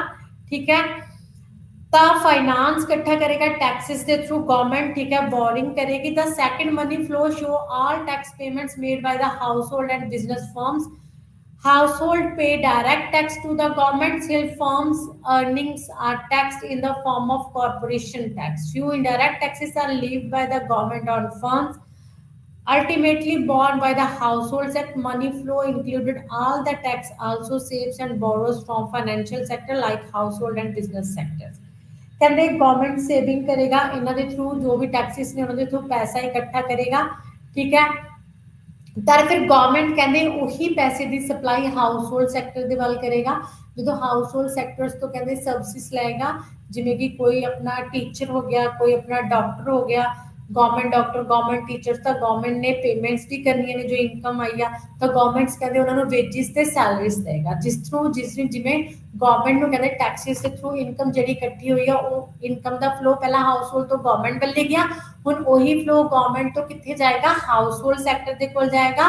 ਕਿਹਦੇ ਥਰੂ ਵੇਜਿਸ ਐਂਡ ਸੈਲਰੀਜ਼ ਦੇ ਥਰੂ ਉਸ ਤੋਂ ਇਲਾਵਾ ਇਧਰ ਪ੍ਰੋਡਿਊਸਰ ਫਰਮਸ ਤੇ ਕੰਨੀ ਆ ਜੀ ਆਪਾਂ ਜਦੋਂ ਕਹਿੰਦੇ ਆਪਣਾ ਟੈਕਸ ਵਗੈਰਾ ਜੋ ਪ੍ਰੋਡਕਸ਼ਨ ਟੈਕਸ ਹੋ ਗਿਆ ਇਨਕਮ ਟੈਕਸ ਹੋ ਗਿਆ ਕਹਿੰਦੇ ਇਕੱਠਾ ਹੋਏਗਾ ਗਵਰਨਮੈਂਟ ਦਾ ਬਿਜ਼ਨਸ ਫਰਮਸ ਤੋਂ ਠੀਕ ਹੈ ਸੇਲਸ ਟੈਕਸ ਹੋ ਗਿਆ ਤਾਂ ਫਿਰ ਕਹਿੰਦੇ ਉਹੀ ਟੈਕਸ ਨੂੰ ਫਿਰ ਦੁਬਾਰਾ ਆਪਣਾ ਬਿਜ਼ਨਸ ਫਰਮਸ ਦੇ ਕੋਲ ਜਾਏਗਾ ਕਿਸ ਦੇ ਥਰੂ ਜਦੋਂ ਗਵਰਨਮੈਂਟ ਕਹਿੰਦੇ ਗੁੱਡਸ ਐਂਡ ਸਰਵਿਸਿਜ਼ ਨੂੰ ਪਰਚੇਸ ਕਰੇਗੀ ਫਰਮ ਦਾ ਪ੍ਰੋਡਿਊਸਰਸ ਜਿਵੇਂ ਕਿ ਹੈ ਨਾ ਰਿਟੇਲ ਰਾਸ਼ਨ ਸ਼ਾਪ ਸੇ ਆਪਣਾ ਫੂਡ ਡਿਸਟ੍ਰੀਬਿਊਸ਼ਨ ਸਿਸਟਮ ਹੁੰਦਾ ਕਹਿੰਦੇ ਉਹਦੇ ਲਈ ਠੀਕ ਹੈ ਜਾਂ ਪ੍ਰੋਡਕਟਸ ਡਿਸਟ੍ਰੀਬਿਊਟ ਕਰਦੀ ਆ ਆਪਣੀ ਗਵਰਨਮੈਂਟ ਠੀਕ ਹੈ ਲੈਸ ਪ੍ਰਾਈਸਿਸ ਤੇ ਬੇਸਿਕ ਨੀਡਸ ਵਾਲੇ ਤਦ ਕਹਿੰਦੇ ਕੀ ਆ ਉਹੀ ਪੈਸਾ ਫਿਰ ਤੋਂ ਗਵਰਨਮੈਂਟ ਦੇ ਕੋਲ ਜੋ ਗਿਆ ਹੈ ਕਿਹਦੇ ਕੋਲ ਆ ਜਾਏਗਾ ਬਿਜ਼ਨਸ ਫਰਮਸ ਦੇ ਕੋਲ ਆ ਜਾਏਗਾ ਐਂਡ ਬਿਜ਼ਨਸ ਫਰਮਸ ਤੋਂ ਫੈਕਟਰ ਪੇਮੈਂਟਸ ਹਾਊਸਹੋਲਡ ਸੈਕਟਰ ਦੇ ਕੋਲ ਹੋ ਜਾਏਗੀ ਤਾਂ ਹਾਊਸਹੋਲਡ ਸੈਕਟਰਸ ਕਹਿੰਦੇ ਕੀ ਕਰੇਗਾ consumption expenditure on goods and services ਕਰੇਗਾ ਜੋ ਵੀ ਪ੍ਰੋਡਕਸ਼ਨ ਕੌਣ ਕਰ ਰਿਹਾ ਆਪਣਾ ਬਿਜ਼ਨਸ ਫਰਮਸ ਕਰ ਰਹੀਆਂ ਨੇ ਤੇ ਕੁਝ ਪੈਸਾ ਹਾਊਸਹੋਲਡ ਸੈਕਟਰ ਸੇਵ ਕਰ ਲੇਗਾ ਸੇਵਿੰਗ ਕਰਕੇ ਉਹ ਫਾਈਨੈਂਸ਼ੀਅਲ ਮਾਰਕੀਟ ਦੇ ਵਿੱਚ ਸੇਵ ਕਰਾਏਗਾ ਬੈਂਕਸ ਦੇ ਵਿੱਚ ਤਾਂ ਬੈਂਕਸ ਤੋਂ ਫਿਰ ਕਹਿੰਦੇ ਉਹ ਬਿਜ਼ਨਸ ਫਰਮਸ ਲੋਨ ਤੇ ਪੈਸਾ ਲੈਣਗੀਆਂ ਫॉर ਦਾ ਇਨਵੈਸਟਮੈਂਟ ਇਸੇ ਤਰ੍ਹਾਂ ਬਿਜ਼ਨਸ ਫਰਮਸ ਫਿਰ ਕੀ ਕਰਨਗੀਆਂ ਫੈਕਟਰ ਪ੍ਰੋਡਕਸ਼ਨਸ ਨੂੰ ਯੂਜ਼ ਕਰਕੇ ਫੈਕਟਰ ਪੇਮੈਂਟਸ ਕਰਨਗੀਆਂ ਹਾਊਸਹੋਲਡ ਨੂੰ ਤੇ ਟੈਕਸ ਦੇਣਗੇ ਗਵਰਨਮੈਂਟ ਨੂੰ ਤੇ ਗਵਰਨਮੈਂਟ ਕੋਲ ਪੈਸਾ ਜਾਏਗਾ ਤੇ ਗਵਰਨਮੈਂਟ ਉਸੇ ਪੈਸੇ ਨੂੰ ਗੁੱਡਸ ਐਂਡ ਸਰਵਿਸਿਜ਼ ਤੇ ਖਰਚਾ ਕਰੇਗੀ ਪ੍ਰੋਡਿਊਸਰ ਕਲਾਸ ਤੋਂ ਖਰੀਦੇਗੀ ਤੇ ਫਿਰ ਐਂਡ ਬਿਜ਼ਨਸ ਫਰਮਸ ਦੇ ਕੋਲ ਜਾਏਗਾ ਤੇ ਗਵਰਨਮੈਂਟ ਤੋਂ उसी तरह सब्सिडीज के थ्रू पेंशन के थ्रू सैलरीज के थ्रू वेजिस के थ्रू सारा पैसा मूव होके फिर तो हाउस होल्ड सैक्टर के कोल आ जाएगा इसी तरह जो सर्कुलर फ्लो है थ्री सैक्टर इकोनॉमी के विच किया चलता रहेगा from a one sector to other sectors this is the three sector model and three sector economy and उस तो बाद नेक्स्ट है अपना circular flow of income in the four sector model कि four sector model and four sector जी economy आ ਉਹਦੇ ਵਿੱਚ ਜਿਹੜਾ ਆਪਣਾ ਇਨਕਮ ਦਾ ਫਲੋ ਹੈ ਕਿੱਦਾਂ ਚੱਲਦਾ ਹੈ ਕਹਿੰਦੇ कहते if we do not include the external sector or rest of world in the circular flow of income, the model will remain incomplete. क्योंकि अपनी इकोनॉमी ਦੇ ਵਿੱਚ ਸਿਰਫ 3 ਸੈਕਟਰ ਇਕਨੋਮੀ ਨਹੀਂ ਹੈਗੀ, ਇਹਦੇ ਵਿੱਚ 4th ਸੈਕਟਰ ਦਾ ਰੋਲ ਵੀ ਹੈ, ਕਿਉਂਕਿ ਇੰਟਰਨੈਸ਼ਨਲ ਟ੍ਰੇਡ ਹੋ ਰਹੀ ਹੈ, ਗਲੋਬਲਾਈਜੇਸ਼ਨ ਹੈ, ਕਿਉਂਕਿ ਡੋਮੈਸਟਿਕ ਜਿਹੜੀ ਇਕਨੋਮੀ ਆਪਣੀ ਡੋਮੈਸਟਿਕ ਇਕਨੋਮੀ ਇਹਨੂੰ ਇੰਟਰਨੈਸ਼ਨਲ ਟ੍ਰੇਡ ਅਫੈਕਟ ਕਰਦੀ ਆ, ਜਿਹੜਾ 4th ਸੈਕਟਰ ਹੈ ਐਕਸਟਰਨਲ ਸੈਕਟਰ ਉਹ ਵੀ ਕੀ ਕਰਦਾ ਅਫੈਕਟ ਕਰਦਾ, ਕਿਉਂਕਿ ਆਪਣੀ ਇਕਨੋਮੀ ਓਪਨ ਇਕਨੋਮੀ ਆ। ਤਾਂ ਤੁਸੀਂ ਇਸ ਫਿਗਰ ਦੇ ਵਿੱਚ ਦੇਖ ਸਕਦੇ ਹੋ, the lower part of the figure show the circular flow of money in respect of foreign trade, कि फॉरेन ट्रेड ऊपर वाली तो सेम पहला वाली ही है, जो नीचे वाला सेक्टर है एक एक्सटर्नल ट्रेड नो दिखा रहा है, मींस फॉरेन एक्स ਜਿਹੜਾ ਹੈ ट्रेड ਨੂੰ दिखा रहा है कि किस तरह एक्सटर्नल सेक्टर्स के थ्रू ਜਿਹੜਾ पैसा है वो मूव हो रहा है from the one sector to other sectors. जिमें कि तुसी देख सकते हो export of goods and services brings money into the country in the form of receipts from export injection. ਜਦੋਂ ਆਪਾਂ ਐਕਸਪੋਰਟ ਕਰਦੇ ਹਾਂ ਆਪਣੀ ਇਕਨੋਮੀ ਦੇ ਲਈ ਕੀ ਕਰਦਾ ਇੰਜੈਕਸ਼ਨ ਦਾ ਕੰਮ ਕਰਦਾ, ਮੀਨਸ ਇਨਕਮ ਦੇ ਐਡੀਸ਼ਨ ਦਾ ਕੰਮ ਕਰਦਾ ਹੈ, ਕਿਉਂਕਿ ਐਕਸਪੋਰਟ ਦੇ ਥਰੂ ਸਾਡੀ ਇਕਨੋਮੀ ਦੇ ਵਿੱਚ ਕੀ ਆਏਗੀ जो फॉरेन करेंसी है वो आएगी, जिससे थ्रू होएगा नेशनल इनकम इंक्रीज होएगी, एडअप होएगी। दिस इज आवर रिसिप्ट्स, ये साडियां लैंडदारियां होंगियां एक्सपोर्ट के थ्रू। एंड दूसरी तरफ ਜਦੋਂ ਆਪਾਂ ਇੰਪੋਰਟ ਕਰਦੇ ਆ ਤਾਂ ਇੰਪੋਰਟ ਦੇ ਬਦਲੇ ਸਾਡੇ ਕੋਲ ਜਿਹੜਾ ਕੀ ਆ ਪੈਸਾ ਸਾਡੀ ਕੰਟਰੀ ਤੋਂ ਬਾਹਰ ਜਾਏਗਾ, ਇਹ ਸਾਡੇ ਲਈ ਕੀ ਹੋਏਗਾ ਲੀਕੇਜ ਦਾ ਕੰਮ ਕਰਦਾ ਹੈ, ਕਿਉਂਕਿ ਮਨੀ ਵਿਦਡਰਾ ਹੋਏਗੀ ਸਾਡੀ ਇਕਨੋਮੀ ਤੋਂ ਬਾਹਰ ਕੱਢੀ ਜਾਏਗੀ। ਇਹ ਕੀ ਕਰਦਾ पेमेंट्स की गल करता है, ठीक है, पेमेंट्स की गल करता है, देनदारियां की गल करता है, फॉरेन पेमेंट्स की, ठीक है। तो तुसी देख सकते हो 4th सैक्टर्स कहते ਇਹਦੇ थ्रू ही ਜਿਹੜਾ बैलेंस ऑफ ट्रेड अपना वो फेवरेबल ਤੇ ਕੀ ਹੁੰਦਾ है अनफेवरेबल ਹੁੰਦਾ है। अगर सरप्लस अगर करेगा तो इट्स मींस अपने एक्सपोर्ट ज़्यादा ने इंपोर्ट घट ने, मींस रिसिप्ट ज़्यादा ने पेमेंट्स घट ने, इनफ्लो ज़्यादा होएगा इनकम का, आउटफ्लो घट होएगा। अगर कहते कि यार अपना बैलेंस ऑफ ट्रेड अनफेवरेबल है तब की होएगा इंपोर्ट्स ज़्यादा होंगे एक्सपोर्ट्स घट होंगे, मींस रिसिप्ट्स घट ते पेमेंट्स ज़्यादा, अपनी जी इनकम है वो आउटफ्लो ज़्यादा जाएगी तो बाहरों इनकम आएगी घट, तो दिस इज अ लीकेज। तद कहते इस तरह जी अपनी एक्सटर्नल सैक्टर है इंटरनैशनल इकॉनमी आ ਉਹਦਾ ਸਾਡੀ ਜਿਹੜੀ ਇਕਨੋਮੀ ਉੱਤੇ ਕੀ ਪੈਂਦਾ ਹੈ ਅਫੈਕਟ ਪੈਂਦਾ ਹੈ। ਤੁਸੀਂ 4 ਸੈਕਟਰ ਮਾਡਲ ਦੇ ਵਿੱਚ ਦੇਖ ਸਕਦੇ ਹੋ ਜਿਹੜਾ ਐਕਸਟਰਨਲ ਸੈਕਟਰ ਹੈ, ਕਹਿੰਦੇ ਐਕਸਟਰਨਲ ਸੈਕਟਰਸ ਜਿਵੇਂ ਕਿ ਜਿਹੜਾ ਆਪਣਾ ਐਕਸਟਰਨਲ ਸੈਕਟਰ ਹੈ ਜਿਹੜਾ ਉਹਦੇ ਵਿੱਚੋਂ ਕਹਿੰਦੇ ਆਪਾਂ ਕੀ ਕਰਦੇ ਆ ਐਕਸਟਰਨਲ ਸੈਕਟਰਸ ਜਿਹੜੀ ਆਪਣੀ ਡੋਮੈਸਟਿਕ ਮਾਰਕੀਟ ਹੈ ਉਹਦੇ ਵਿੱਚੋਂ ਗੁੱਡਸ ਐਂਡ ਸਰਵਿਸਿਜ਼ ਨੂੰ ਬਾਏ ਕਰ ਸਕਦਾ, ਉਹ ਕਹਿੰਦੇ ਗੁੱਡਸ ਨੂੰ ਵੀ ਲੈ ਸਕਦਾ ਹੈ ਤੇ ਜਿਹੜੀ ਲੇਬਰ ਸਰਵਿਸਿਜ਼ ਨੇ ਉਹਨਾਂ ਨੂੰ ਵੀ ਲੈ ਸਕਦਾ। ਤਾਂ ਇਹਦੇ ਬਦਲੇ ਸਾਡੇ ਇਕਨੋਮੀ ਚੋਂ ਕੀ ਹੋਏਗਾ ਐਕਸਪੋਰਟ ਹੋਏਗਾ ਤੇ ਸਾਡੀ ਇਕਨੋਮੀ ਨੂੰ ਕੀ ਮਿਲੇਗਾ ਪੈਸਾ ਮਿਲੇਗਾ, ਰਿਸਿਪਟਸ ਮਿਲਣਗੀਆਂ। ਅਗਰ ਕਹਿੰਦੇ ਜਿਹੜੀਆਂ ਐਕਸਟਰਨਲ ਸੈਕਟਰਸ ਤੋਂ ਜਿਹੜੀ ਸਾਡੀ ਇਕਨੋਮੀ ਹੈ ਉਹ ਗੁੱਡਸ इंपोर्ट करवा रही है ਜਾਂ ਸਰਵਿਸਿਜ਼ ਲੈ ਰਹੀ ਹੈ, ਇੰਜੀਨੀਅਰਿੰਗ बुला रही है, ठीक है, ਤਾਂ ਫਿਰ ਕੀ ਹੋਏਗਾ ਸਾਡੀ ਜਿਹੜੀ ਪੈਸਾ ਹੈ ਬਾਹਰ ਜਾਏਗਾ ਤਾਂ ਕੀ ਹੋਏਗਾ पेमेंट्स होएगा, पेमेंट्स फॉर इंपोर्ट होएगा, जो ਅਸੀਂ पेमेंट्स करते हैं ਤਾਂ ਸਾਡੀ ਇਕਨੋਮੀ ਚੋਂ ਪੈਸਾ ਕੀ ਹੈ ਬਾਹਰ ਜਾਏਗਾ। ਤੇ ਦੂਸਰੀ ਤਰਫ ਕਹਿੰਦੇ ਐਕਸਪੋਰਟ ਮੈਨ ਪਾਵਰ, ਇੱਕ ਪਾਸੇ ਤਾਂ ਕਹਿੰਦੇ ਗੁੱਡਸ ਦੀ ਐਕਸਪੋਰਟ ਹੋਗੀ, ਇੱਕ ਪਾਸੇ ਮੈਨ ਪਾਵਰ ਦੀ ਐਕਸਪੋਰਟ ਹੋਏਗੀ, ਇਸ ਦੇ ਥਰੂ ਮਨੀ ਆਏਗੀ ਇਕਨੋਮੀ ਦੇ ਵਿੱਚ। ਅਗਰ ਕਹਿੰਦੇ इंपोर्ट होएगा मैन पावर का ਜਾਂ गुड्स का तो इसके बदले मनी साडी इकॉनमी चों बाहर जाएगी। तो एक्सपोर्ट के बदले रिसिप्ट्स आउणगियां ते इंपोर्ट के बदले रिसिप्ट्स जिहड़ियां पेमेंट्स जाणगियां, ठीक है। तो ये सीगा अपना जो है हाउस होल्ड सैक्टर्स तो कहते मैन पावर एक्सपोर्ट इंपोर्ट होएगी, एंड प्रोड्यूसर सैक्टर्स तो कहते जी है goods and services export import होगी बाहर, जिहदा साडी इकॉनमी ते अफैक्ट पेगा, जिवें कि तुसीं एरोस तो देख सकते हो, ठीक है। तो ये सीगा अपना 4 sector model. And the next is national income and related aggregates. हुण आपां नैशनल इनकम की गल करते हैं कि नैशनल इनकम नाल जिहड़े रिलेटेड एग्रीगेट्स ने किहड़े-किहड़े ने, वन बाय वन आपां इन्हां नूं रीड करांगे। तां तुसीं तुहानूं नैशनल इनकम दा पता ही है कि ਨੈਸ਼ਨਲ ਇਨਕਮ ਇੱਕ ਪਾਰਟਿਕੂਲਰ ਟਾਈਮ ਪੀਰੀਅਡ ਦੇ ਵਿੱਚ ਜਿਹੜੀ ਟੋਟਲ ਐਗਰੀਗੇਟ ਇਨਕਮ ਸਾਡੀ ਇਕਨੋਮੀ ਦੇ ਵਿੱਚ ਕੀ ਹੁੰਦੀ ਆ, ਜਨਰੇਟ ਹੁੰਦੀ ਆ। ਇਹਦੇ ਜਿਹੜੇ ਰਿਲੇਟਡ ਐਗਰੀਗੇਟਸ ਨੇ ਉਹ ਆਪਣੇ GDP at market price, gross national product at market price, net national product at market price, net domestic production at market price, gross domestic product at factor price, ठीक है, gross national product at factor prices and net national product at factor prices, gross domestic product, ठीक है। ਤਾਂ ਇਹ ਸਾਰੇ ਜਿਹੜੀਆਂ ਹੈ related ਐਗਰੀਗੇਟਸ ਨੇ। ਤਾਂ ਸਭ ਤੋਂ ਪਹਿਲਾਂ ਆਪਾਂ ਦੇਖਦੇ ਹਾਂ GDP, gross domestic production at market price. ਕਹਿੰਦੇ ਕੀ ਹੁੰਦਾ ਜੀਡੀਪੀ, ਤੁਹਾਨੂੰ ਮੋਸਟਲੀ ਪਤਾ ਵੀ ਹੈ। ਕਹਿੰਦੇ ਇਹਨੂੰ ਗ੍ਰੋਸ ਡੋਮੈਸਟਿਕ ਪ੍ਰੋਡਕਸ਼ਨ ਕਹਿੰਦੇ ਆ। refers to market value of final goods and services produced within the domestic boundary of a country during a period of 1 year। ਕਹਿੰਦੇ ਇੱਕ ਪਾਰਟਿਕੂਲਰ ਟਾਈਮ ਪੀਰੀਅਡ ਦੇ ਵਿੱਚ 1 ਈਅਰ ਦੇ ਵਿੱਚ ਜਿੰਨੀਆਂ ਵੀ ਟੋਟਲ ਗੁੱਡਸ ਐਂਡ ਸਰਵਿਸਿਜ਼ ਸਾਡੀ ਜਿਹੜੀ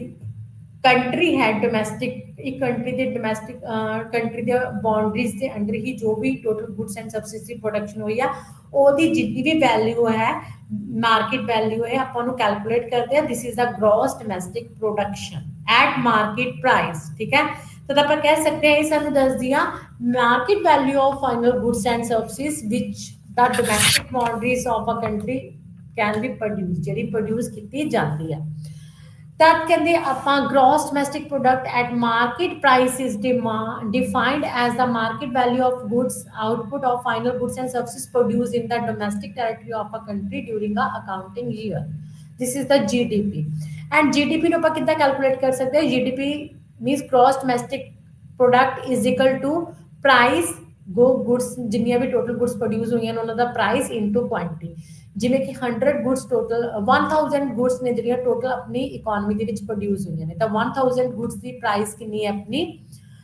ਇੱਕ ਗੁੱਡ ਦੀ ਪ੍ਰਾਈਸ ਹੈ 10 ਰੁਪੀਜ਼ ਹੈ। ਤਾਂ 1000 ਇਨਟੂ ਪ੍ਰਾਈਸ ਜੋ ਹੈ 10 ਰੁਪੀਜ਼, ਉਹਨੂੰ ਇਨਟੂ ਕਰਾਂਗੇ, ਮਲਟੀਪਲਾਈ ਕਰਾਂਗੇ ਤਾਂ ਆਪਣੇ ਕੋਲ ਜਿਹੜੀ gross domestic product at market price ਆ ਉਹ ਨਿਕਲ ਆਏਗੀ। And the second is gross national product at market price। ਕਹਿੰਦੇ gross national product at market price ਕੀ ਹੁੰਦੀ ਆ? Gross national product at market price is a broader concept than gross domestic production ਕਿਉਂਕਿ ਇਹਦੇ ਵਿੱਚ ਨੈਸ਼ਨਲ ਦੀ ਗੱਲ ਕੀਤੀ ਗਈ ਆ। ਉਹ ਸੀਗਾ gross domestic ਮੀਨਸ ਮੇਰੀ ਘਰੇਲੂ ਕੰਟਰੀ ਦੀ ਘਰੇਲੂ ਇਨਕਮ, ਲੇਕਿਨ ਹੁਣ ਕੀ ਆ ਬਾਹਰ ਤੋਂ ਕਿੰਨੀ ਇਨਕਮ ਆ ਰਹੀ ਹੈ। gross national product at market price ਕਿ different countries ਤੋਂ ਮੇਰੀ ਕੰਟਰੀ ਦੇ ਵਿੱਚ ਕਿੰਨੀਆਂ ਰਿਸਿਪਟਸ ਆ ਰਹੀਆਂ ਨੇ, ਕਿੰਨੀ ਇਨਕਮ ਆ ਰਹੀ ਹੈ। this is the broader concept। ਕਹਿੰਦੇ gross national product is the aggregate of market values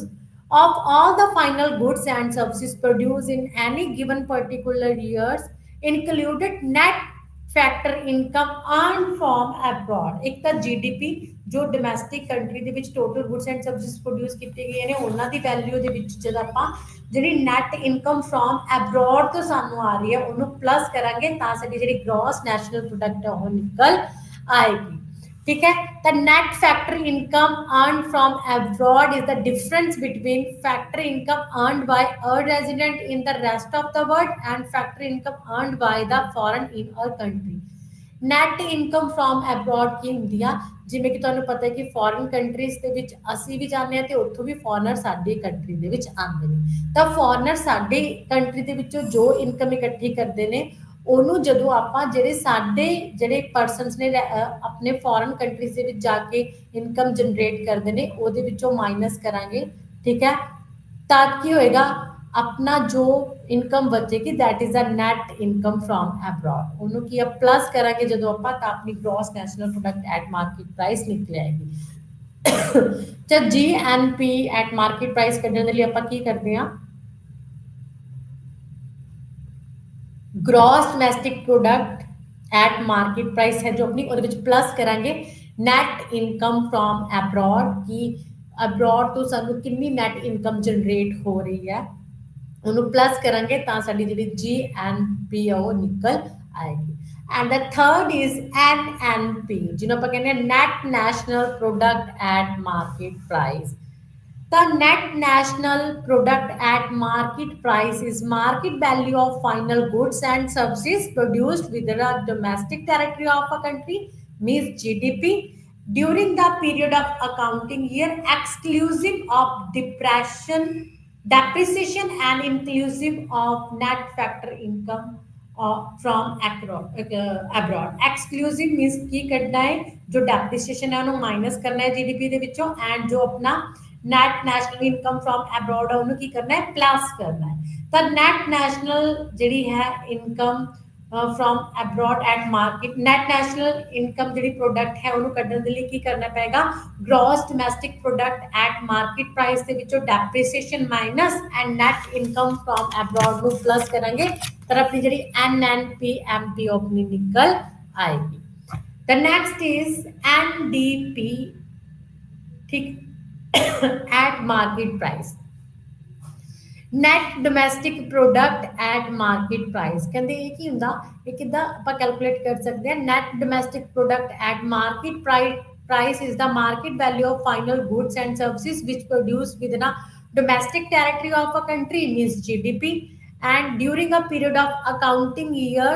exclusive of depreciations only ਜਿਹੜਾ ਆਪਣਾ ਇਹ depreciation ਹੈ ਘਿਸਾਵਟ ਹੈ ਜੋ ਹੋ ਰਹੀ ਹੈ 1 year ਦੇ ਵਿੱਚੋਂ ਆਪਣੀ ਮਸ਼ੀਨਾਂ ਤੇ ਆ ਰਹੀ ਹੈ ਠੀਕ ਹੈ ਜਾਂ ਸਡਨਲੀ ਕਾਸਟ ਪੇਮੈਂਟਸ ਨੇ ਆਪਣੀਆਂ ਉਹਨਾਂ ਨੂੰ ਮਾਈਨਸ ਕਰਾਂਗੇ ਜੀਡੀਪੀ ਦੇ ਵਿੱਚੋਂ ਤਾਂ ਜਿਹੜੀ ਨੈਟ ਡੋਮੈਸਟਿਕ ਪ੍ਰੋਡਕਟ ਹੈ ਮਾਰਕੀਟ ਪ੍ਰਾਈਸ ਤੋਂ ਆਪਣੀ ਨਿਕਲ ਜਾਏਗੀ ਤਦ ਐਨਡੀਪੀ ਨੂੰ ਕੱਢਣ ਦੇ ਲਈ ਆਪਾਂ ਕੀ ਕਰਾਂਗੇ ਜਿਹੜੀ ਜੀਡੀਪੀ ਹੈ ਉਹਦੇ ਵਿੱਚੋਂ ਮਾਈਨਸ ਕੀ ਕਰਾਂਗੇ ਡੈਪਰੀਸੀਏਸ਼ਨ ਤਾਂ ਸਾਡੀ ਜਿਹੜੀ ਐਨਡੀਪੀ ਉਹ ਨਿਕਲ ਆਏਗੀ ਤਾਂ ਨੈਕਸਟ ਇਜ਼ 5th ਪੁਆਇੰਟ ਕੀ ਹੈ ਸਾਡਾ GNP this is the GNP ਜਿਹਨੂੰ ਆਪਾਂ ਕੀ ਕਹਿੰਦੇ ਆ gross national product ਠੀਕ ਹੈ gross national product at factor price 6th point ਹੈ gross national product at factor cost ਠੀਕ ਹੈ ਤਾਂ ਇਹਨੂੰ ਕੱਢਣ ਦੇ ਲਈ ਆਪਾਂ ਕੀ ਕਰਾਂਗੇ gross national product at factor cost is also called gross national income ਇਹਨੂੰ gross national income ਵੀ ਕਹਿੰਦੇ ਆ total means gross net means थोड़ा जिहा घटा के शुद्ध जिन्हों बोलते हैं आप gross national product at factor cost is the sum total of factor income जो भी factors से income आ रही है ਉਹਦਾ sum total है ਜਿਵੇਂ ਕਿ rent factor payments ਕਰੀਆਂ ਹੁੰਦੀਆਂ ਨੇ rent interest capital and profit ਕਹਿੰਦੇ ਉਹ ਉਹਦੇ ਥਰੂ ਜਨਰੇਟ ਹੁੰਦੀਆਂ ਆਪਣੀ ਡੋਮੈਸਟਿਕ ਟੈਰੀਟਰੀ ਦੇ ਅੰਦਰ ਡੋਮੈਸਟਿਕ ਕੰਟਰੀ ਦੇ ਵਿੱਚ ਜਿਹਨੂੰ ਆਪਾਂ ਕੀ ਬੋਲਦੇ ਆ gross ਜਿਹੜੀ ਹੈ national product at factor cost ਠੀਕ ਹੈ ਤਾਂ ਉਹਦੇ ਵਿੱਚ ਆਪਾਂ ਕੀ ਕਰਾਂਗੇ ਪਲੱਸ ਕਰਾਂਗੇ along with consumption of fixed capital and net factor income from abroad ਉਹਨੂੰ ਪਲੱਸ ਕਰਾਂਗੇ ਤਾਂ ਜਿਹੜੀ GNP at factor cost ਸਾਡੀ ਨਿਕਲ ਆਏਗੀ ਤਾਂ GNP gross national product at factor price ਕੱਢਣ ਦੇ ਲਈ is equal to ਕੀ ਕਰਾਂਗੇ ਆਪਾਂ net national income net national product at factor cost ਜਦੋਂ net national ਜਿਹੜੀ ਇਨਕਮ ਪ੍ਰੋਡਕਟ ਹੈ ਆਪਣੀ ਐਟ ਫੈਕਟਰ ਕਾਸਟ ਦੇ ਵਿੱਚ ਪਲੱਸ ਕਰਾਂਗੇ ਡੈਪਰੀਸੀਏਸ਼ਨ ਤਾਂ ਸਾਡੀ ਗ੍ਰੋਸ ਨੈਸ਼ਨਲ ਪ੍ਰੋਡਕਟ ਨਿਕਲ ਆਏਗੀ ਐਂਡ ਦੂਸਰਾ ਕਹਿੰਦੇ ਜਦੋਂ ਅਸੀਂ gross national product at market price ਦੇ ਵਿੱਚੋਂ ਮਾਈਨਸ ਨੈਟ ਇਨਡਾਇਰੈਕਟ ਟੈਕਸਿਸ ਕਰਾਂਗੇ ਤਾਂ ਜਿਹੜੀ ਸਾਡੀ gross national product at factor prices ਉਹ ਨਿਕਲ ਆਏਗੀ ਉਸ ਤੋਂ ਬਾਅਦ ਹੈ ਆਪਣਾ net national product at factor cost net national product ठीक है ਜਿਹਨੂੰ ਆਪਾਂ national income ਵੀ ਕਹਿੰਦੇ ਆ ਪਹਿਲਾਂ ਸੀ ਆਪਣੀ gross national income ਹੁਣ ਸਾਡੀ ਹੈ net national income ਠੀਕ ਹੈ net national product means net national income at factor cost ਕੱਢਣ ਦੇ ਲਈ ਕਹਿੰਦੇ ਕੀ ਕਰਾਂਗੇ national income ਨੂੰ ਕੱਢਣ ਦੇ ਲਈ net national product at factor cost is known as national income net national product factor cost or national income is the sum total of compensation of employees operating surplus mixed income and net factor income from abroad net national income ਨੂੰ ਕਹਿੰਦੇ ਕੱਢਣ ਦੇ ਲਈ ਕਹਿੰਦੇ ਕਿਸ ਤੇ equal ਕਰਾਂਗੇ ਆਪਾਂ net domestic product at factor cost domestic ਕਹਿੰਦੇ ਆਪਣੀ ਕੰਟਰੀ ਦੇ ਵਿੱਚ ਕਿੰਨੇ ਆਪਾਂ ਜਿਹੜੀਆਂ ਫੈਕਟਰਸ ਆਫ ਪ੍ਰੋਡਕਸ਼ਨਸ ਨੂੰ ਪੇਮੈਂਟਸ ਕਰਦੇ ਆ ਉਹਨਾਂ ਦੇ ਵਿੱਚ ਪਲੱਸ ਕਰਾਂਗੇ net foreign income from abroad तो अपनी जी नैशनल इनकम है वो जनरेट हो जाएगी तो national income is equal to net domestic product at factor price plus net foreign income from abroad तो दोनों का प्लस करांगे जी साडी नैशनल इनकम वो जनरेट हो जाएगी then next is GDP gross domestic product BP नहीं आएगा फैक्टर कॉस्ट आ सकता है gross domestic product at factor cost FC होएगा तो gross domestic product at factor cost ਕੱਢਣ ਦੇ ਲਈ ਕੀ ਹੋਏਗਾ, gross domestic product factor caste ਔਰ ਦੇ ਵਿੱਚ ਸਮ ਟੋਟਲ ਆਫ ਫੈਕਟਰਸ ਇਨਕਮ ਹੋਏਗੀ, ਰੈਂਟ, ਇੰਟਰਸਟ, ਪ੍ਰੋਫਿਟ, ਵੇਜਿਸ, ਠੀਕ ਹੈ, ਐਂਡ ਡੋਮੈਸਟਿਕ ਟੈਰੀਟਰੀ ਦੇ ਵਿੱਚ ਜੋ ਵੀ ਪੇਮੈਂਟਸ ਹੋ ਰਹੀਆਂ ਨੇ ਫੈਕਟਰਸ ਨੂੰ, ਐਂਡ ਉਸ ਤੋਂ ਬਾਅਦ ਕੰਜ਼ੰਪਸ਼ਨ ਆਫ ਫਿਕਸਡ ਕੈਪੀਟਲ ਹੋਏਗੀ, ਅਕਾਊਂਟਿੰਗ ਦਾ ਈਅਰਸ, ਠੀਕ ਹੈ। ਇਹਦੇ ਵਿੱਚ ਕੀ ਹੋਏਗਾ, GDP ਐਟ ਫੈਕਟਰ ਕਾਸਟ ਜਿਹੜੀ ਕੱਢਾਂਗੇ ਆਪਾਂ, net domestic product at factor cost plus depreciation ਹੋ ਜਾਏਗਾ। The difference between gross domestic product at factor cost and the gross domestic product at market price, market price ਤੇ factor ਜਿਹੜੀ caste ਹੈ ਉਹਦੇ ਵਿੱਚ ਕਹਿੰਦੇ ਗ੍ਰੋਸ ਡੋਮੈਸਟਿਕ ਪ੍ਰੋਡਕਟ ਦੇ ਵਿੱਚ ਕੀ ਡਿਫਰੈਂਸ ਹੈ। ਕਹਿੰਦੇ the main difference between the gross domestic product at factor cost and gross domestic product at market price is that gross domestic product at factor cost included all elements of gross domestic product at market price expects net indirect taxes। ਕਹਿੰਦੇ net indirect Texas ਸਿਰਫ add ਨਹੀਂ ਹੁੰਦਾ ਹੈ। ਤਾਂ ਇਹ ਸੀਗੇ ਆਪਣੇ national income and related ਐਗਰੀਗੇਟਸ, ਜਿਹੜੇ ਇਹਦੇ ਨਾਲ ਬੇਸਿਕ ਕਨਸੈਪਟ ਸੀਗੇ ਰਿਲੇਟਡ, ਠੀਕ ਹੈ। ਇਹ ਸਾਰੇ ਜਿਹੜੇ ਕਨਸੈਪਟ ਸੀਗੇ ਜਿਹਦੇ ਥਰੂ ਆਪਾਂ ਜਿਹੜੀ ਨੈਸ਼ਨਲ ਇਨਕਮ ਜਨਰੇਟ ਕਰ ਸਕਦੇ ਹਾਂ, ਇਹਦੇ ਨਾਲ ਰਿਲੇਟਡ ਜਿਹੜੇ ਆਪਣੇ ਸਮਸ ਹੁੰਦੇ ਨੇ ਉਹ ਵੀ ਆ ਜਾਂਦੇ ਨੇ, ਠੀਕ ਹੈ। And the next is measurement of related aggregates। ਕਹਿੰਦੇ ਕਿਹੜੇ ਕਿਹੜੇ measurements ਨੇ related aggregates ਦੇ, ਕਹਿੰਦੇ ਜਿਵੇਂ ਕਿ national domestic product at factor price, ਜਿਹਨੂੰ ਡੋਮੈਸਟਿਕ ਫੈਕਟਰ ਇਨਕਮ ਵੀ ਕਹਿ ਸਕਦੇ ਹਾਂ, can be generate in two sector, two sectors ਦੇ ਥਰੂ ਜਨਰੇਟ ਹੋ ਸਕਦੀ ਹੈ, private sectors and public sector, ਠੀਕ ਹੈ। ਕਿਉਂਕਿ ਡੋਮੈਸਟਿਕ ਸੈਕਟਰ ਹੈ, ਇਹਦੇ ਵਿੱਚ ਫੋਰਨ ਸੈਕਟਰ ਨਹੀਂ ਹੁੰਦਾ, ਤਾਂ ਜਿਹੜੀ NDP ਹੈ, ਨੈਟ ਡੋਮੈਸਟਿਕ ਜਿਹੜੀ ਹੈ ਪ੍ਰੋਡਕਟ, ਕਹਿੰਦੇ ਇਹ ਪ੍ਰਾਈਵੇਟ ਤੇ ਪਬਲਿਕ ਸੈਕਟਰ ਜਨਰੇਟ ਕਰਦੇ ਨੇ। ਕਹਿੰਦੇ NDP factor prices according to private sector is that part of NDPFC ਵਿਚ is the form of compensation of EMPLOYEES ਹੁੰਦੇ ਨੇ, ਇਹਦੇ ਵਿੱਚ ਆਪਰੇਟਿੰਗ ਸਰਪਲਸ ਹੁੰਦਾ ਹੈ, mixed income of self EMPLOYED ਦੀ ਇਨਕਮ ਹੁੰਦੀ ਹੈ, ਠੀਕ ਹੈ। ਤੇ ਪ੍ਰਾਈਵੇਟ ਸੈਕਟਰਸ ਦੇ ਵਿੱਚ ਕਹਿੰਦੇ ਮੋਸਟਲੀ ਕਹਿੰਦੇ the accruing of private sector ਦੇ ਵਿੱਚ ਕਹਿੰਦੇ is equal to NDP factor cost minus income accruing to government department undertaking minus saving of non departmental undertaking ਆਏਗੀ ਇਹਦੇ ਵਿੱਚ। ਕਹਿੰਦੇ income from domestic product accruing the government sector has two components, income from property and entrepreneurship of government, saving of non-departmental enterprises। GDP ਦੀ ਗੱਲ ਕਰੀਏ, NDP ਦੀ ਗੱਲ ਕਰੀਏ, ਇਹਦੇ ਵਿੱਚ ਪ੍ਰਾਈਵੇਟ ਇਨਕਮ, ਪਰਸਨਲ ਇਨਕਮ ਹੁੰਦੀ ਹੈ,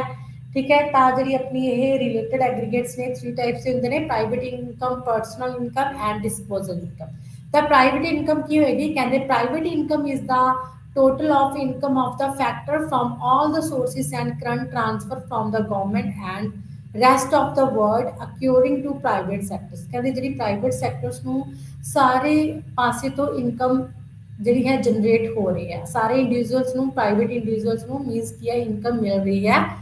ਠੀਕ ਹੈ, ਡਿਫਰੈਂਟ ਸੋਰਸਿਸ ਤੋਂ। It can be the income from all the sources, factory incomes हो गया, ट्रांसफर इनकम हो गया received by the private sectors, ठीक है, जो प्राइवेट सेक्टर रिसीव करता है, transfer income from the government, ठीक है, and factory income from the private sectors business firms. It is also included net factor income from abroad and interest on national डेब्ट। कहते जो नैशनल डेब्ट जो लिखा जाता है जो इंटरस्ट पे किया जाता है वो भी होंगे, एंड इनकम फ्रॉम अब्रॉड भी होंगी है, ठीक है, ਜਿਹੜਾ ਇੰਟਰਸਟ ਪੇਡ ਕਰਦੀਆਂ ਨੇ ਗਵਰਨਮੈਂਟਸ ਲੋਨ ਤੇ। And private income include all types of income, means ਜਿਵੇਂ ਕਿ private income is equal to ਕਿੱਦਾਂ ਪ੍ਰਾਈਵੇਟ ਇਨਕਮ ਆਪਾਂ ਦੇਖ ਸਕਦੇ ਹਾਂ, NDPFC accruing to private sector plus NFIA plus net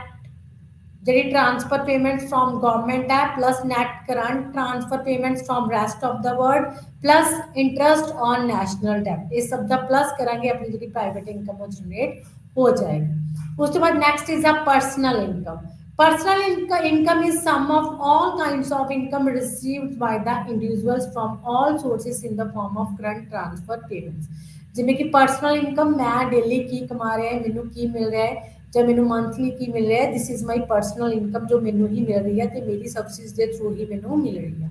all sources ਤੋਂ ਮਿਲ ਰਹੀ ਹੈ। ਇਹਦੇ ਵਿੱਚ ਕਰੰਟ ਟ੍ਰਾਂਸਫਰ ਪੇਮੈਂਟ ਵੀ ਨੇ, factory income in a year ਦੇ ਵਿੱਚ ਵੀ ਦੇਖ ਸਕਦੇ ਆਪਾਂ। It included factory income and transfer income, it does not include corporate profit tax and retain earning. ਇਹਦੇ ਵਿੱਚ personal income is equal to private income minus corporation tax minus करांगे private income चो माइनस अनडिस्ट्रीब्यूटेड प्रॉफिट माइनस करांगे ते plus की करांगे transfer payments जो government के थ्रू सानू मिलदी ने कि पेंशन से थ्रू सब्सिडीज से थ्रू ठीक है गिफ्ट से थ्रू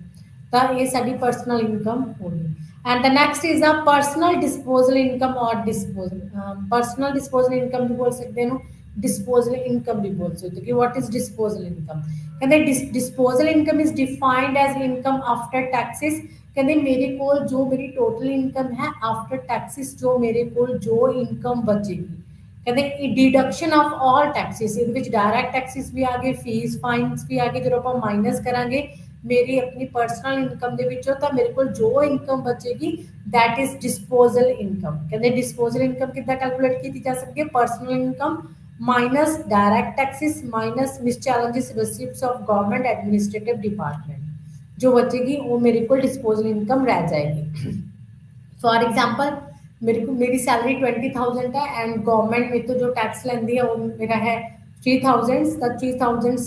जहाँ मेरे फीस से फाइनस से 2,000 हो रहा जाता टोटल 5,000 मेरा निकल जाता है तो 20,000 जो मैं 5,000 कर दूंगा तो जो मेरे को 15,000 रह जाएगा this is my disposal income जो मैं खुद दे यूज दे ਲਈ बच सकती है आफ्टर टैक्सेस ठीक है अपनी टोटल इनकम जो वो होगी अपनी डिस्पोजल इनकम तो डिस्पोजल इनकम पे भी जो अपना सर्कुलर फ्लो ऑफ इनकम है वो डिपेंड करता है क्योंकि डिस्पोजल इनकम अगर ज़्यादा होगी तो गुड्स एंड सर्विसेज की डिमांड ज़्यादा होगी तो इट्स मीनस जो सर्कुलर फ्लो ऑफ इनकम है वो ज़्यादा होएगा इंजैक्शन होएगा अगर कहते डिस्पोजल इनकम साढ़े को घट रही है तो it's मीनस circular flow of income घट होएगा क्योंकि इनकम विदड्रॉ होगी तो एक होएगा लीकेज होएगा अपनी इनकम के फ्लो ਇਹ ਸੀਗਾ ਆਪਣਾ ਅੱਜ ਦਾ ਟੌਪਿਕ ਜਿਸ ਦੇ ਵਿੱਚ ਆਪਾਂ ਨੇ ਕੀ ਕੀਤਾ ਹੈ ਸਭ ਤੋਂ ਪਹਿਲਾਂ ਆਪਣੇ ਨੈਸ਼ਨਲ ਇਨਕਮ ਦੇ ਬਾਰੇ ਦੇਖਿਆ ਕਿ ਵਾਟ ਇਜ਼ ਨੈਸ਼ਨਲ ਇਨਕਮ ਤਾਂ ਨੈਸ਼ਨਲ ਇਨਕਮ ਹੁੰਦੀ ਹੈ ਕਿ ਆਪਾਂ ਇੱਕ ਪਾਰਟਿਕੂਲਰ ਟਾਈਮ ਪੀਰੀਅਡਸ ਦੇ ਵਿੱਚ ਕੀ ਗੁੱਡਸ ਐਂਡ ਸਰਵਿਸਿਜ਼ ਦੇ ਥਰੂ ਕਿੰਨੀ ਜਿਹੜੀ ਇਨਕਮ ਹੈ ਉਹ ਜਨਰੇਟ ਕਰਦੇ this is the aggregates of all income resources ਠੀਕ ਹੈ ਜਿੱਥੋਂ ਇਨਕਮ ਸਾਨੂੰ ਆ ਰਹੀ ਹੈ ਤਾਂ ਜਿਹੜੀ ਆਪਣੀ ਸਰਕੂਲਰ ਫਲੋ ਹੈ ਆਪਣਾ ਇਨਕਮ ਹੈ ਜਿਹੜੀ ਨੈਸ਼ਨਲ ਇਨਕਮ ਉਸ ਤੇ ਡਿਪੈਂਡ ਕਰਦੀ ਹੈ ਕਿ ਆਪਣੀ ਜਿਹੜੀ ਇਕਨੋਮੀ ਉਹਦੇ ਵਿੱਚ ਜਿਹੜਾ ਇਨਕਮ ਫਲੋ ਹੈ ਉਹ ਕਿਸ ਤਰ੍ਹਾਂ ਚੱਲਦਾ ਹੈ ਇਨਕਮ ਫਲੋ ਡਿਫਰੈਂਟ ਸੈਕਟਰਸ ਦੇ ਵਿੱਚ ਚੱਲਦਾ ਹੈ ਤੇ ਇਨਕਮ ਫਲੋ ਵੀ ਆਪਣਾ ਇਨਕਮ ਦਾ ਫਲੋ ਟੂ ਟਾਈਪਸ ਦਾ ਹੁੰਦਾ ਹੈ real flow and income flow real flow ਹੁੰਦਾ ਹੈ ਜਿਹਦੇ ਵਿੱਚ ਡਿਫਰੈਂਟ ਸੈਕਟਰਸ ਦੇ ਵਿੱਚ ਗੁੱਡਸ ਐਂਡ ਸਰਵਿਸਿਜ਼ ਐਕਸਚੇਂਜ ਹੁੰਦੀਆਂ ਨੇ ਐਂਡ ਇਨਕਮ ਫਲੋ ਹੁੰਦਾ ਹੈ ਜਿਹਦੇ ਵਿੱਚ ਮਨੀ ਕਹਿੰਦੇ ਐਕਸਚੇਂਜ ਹੁੰਦੀ ਹੈ ਠੀਕ ਹੈ ਥਰੂ ਰਿਸਿਪਟਸ ਐਂਡ ਪੇਮੈਂਟਸ एंड उस तो बाद है अपना कहते अपनी जी इकॉनमी है ये टू सैक्टर इकॉनमी भी है ये टू सैक्टर्स पाए जाते हैं टू सैक्टर मॉडल किया जाता है जो सिर्फ दो सैक्टर्स हो house hold sector and business firm तो इस तरह दोनों के थ्रू की होंगे एक दूसरे वाल real flow and money flow होंगे रियल फ्लो की आ कहते ਜਿਹੜੇ अपने फैक्टर्स ने फैक्टर ऑफ प्रोडक्शंस ने वो बिजनेस सैक्टर लेगा land labour capital and entrepreneur की तो हाउस होल्ड सैक्टर तो हाउस होल्ड सैक्टर उसनों ये प्रोवाइड एंड उसके बदले कहते जी मनी का फ्लो कि करनी जाएगा बिजनेस फर्म्स तो हाउस होल्ड सैक्टर के करनी थ्रू द फैक्टर पेमेंट्स जिमें कि land labour wages rent interest and profit and दूसरी तरफ कहते जो बिजनेस सैक्टर है वो की करेगा उसी पेमेंट जो है उसके थ्रू प्रोडक्शन करेगा गुड्स की द प्रोडक्शन ठीक है प्रोडक्शन के बदले पेमेंट्स उधर करेगा ठीक है जो भी कॉस्ट आ रही है तो प्रोडक्शन कहते हाउस होल्ड सैक्टर यूज करेगा तो हाउस होल्ड सैक्टर कहते की आ उसनों कंजम्पशन करेगा कंज्यूम करेगा तो जो पैसा वो आया सी थ्रू द फैक्टर पेमेंट्स वो उसके वाल जो बिजनेस फर्म्स ने उन्होंने कोल चला जाएगा through the expenditures this is the two sector model and market financial जी फाइनेंशियल मार्केट ਉਹਦਾ ਕੀ ਰੋਲ ਹੈ ਮੀਡੀਏਟਰ ਦਾ ਕੰਮ ਕਰਦੀ ਹੈ ਹਾਊਸ ਹੋਲਡ ਸੈਕਟਰ ਤੋਂ ਮਨੀ ਨੂੰ ਸੇਵ ਕਰਦੀ ਹੈ ਤੇ ਉਸ ਤੋਂ ਬਾਅਦ ਫਿਰ ਉਸੇ ਮਨੀ ਨੂੰ ਇਨਵੈਸਟ ਕਰਨ ਦੇ ਲਈ ਆਪਣੇ ਜੋ ਬਿਜ਼ਨਸ ਕਲਾਸ ਹੈ ਉਹਨਾਂ ਨੂੰ ਦਿੰਦੀ ਆ ਤੇ ਇਸ ਤਰ੍ਹਾਂ ਜਿਹੜੀ ਮਨੀ ਦੀ ਮੂਵਮੈਂਟ ਆ ਉਹ ਕੀ ਆ ਹੁੰਦੀ ਰਹਿੰਦੀ ਆ ਤੇ ਇਸੇ ਤਰ੍ਹਾਂ ਹੀ ਫਿਰ ਫਰਮਸ की करनी है फैक्टर पेमेंट्स के थ्रू मनी ट्रांसफर करनी है हाउस होल्ड करनी हाउस होल्ड उसे मनी की ट्रांसफर करेगा गुड्स एंड सर्विसेज को यूज करके किदे गल अपने प्रोड्यूसर सैक्टर के वाल and leakage and injection scheme है सर्कुलर फ्लो के विच लीकेज का मतलब जो अपनी किसी रीजन करके मनी विदड्रॉ हो जाती है जिवें कि टैक्सिस करके होगी ठीक है एंड जो इंजैक्शन ने मीनस इन्वेस्टमेंट जिहदे थ्रू अपनी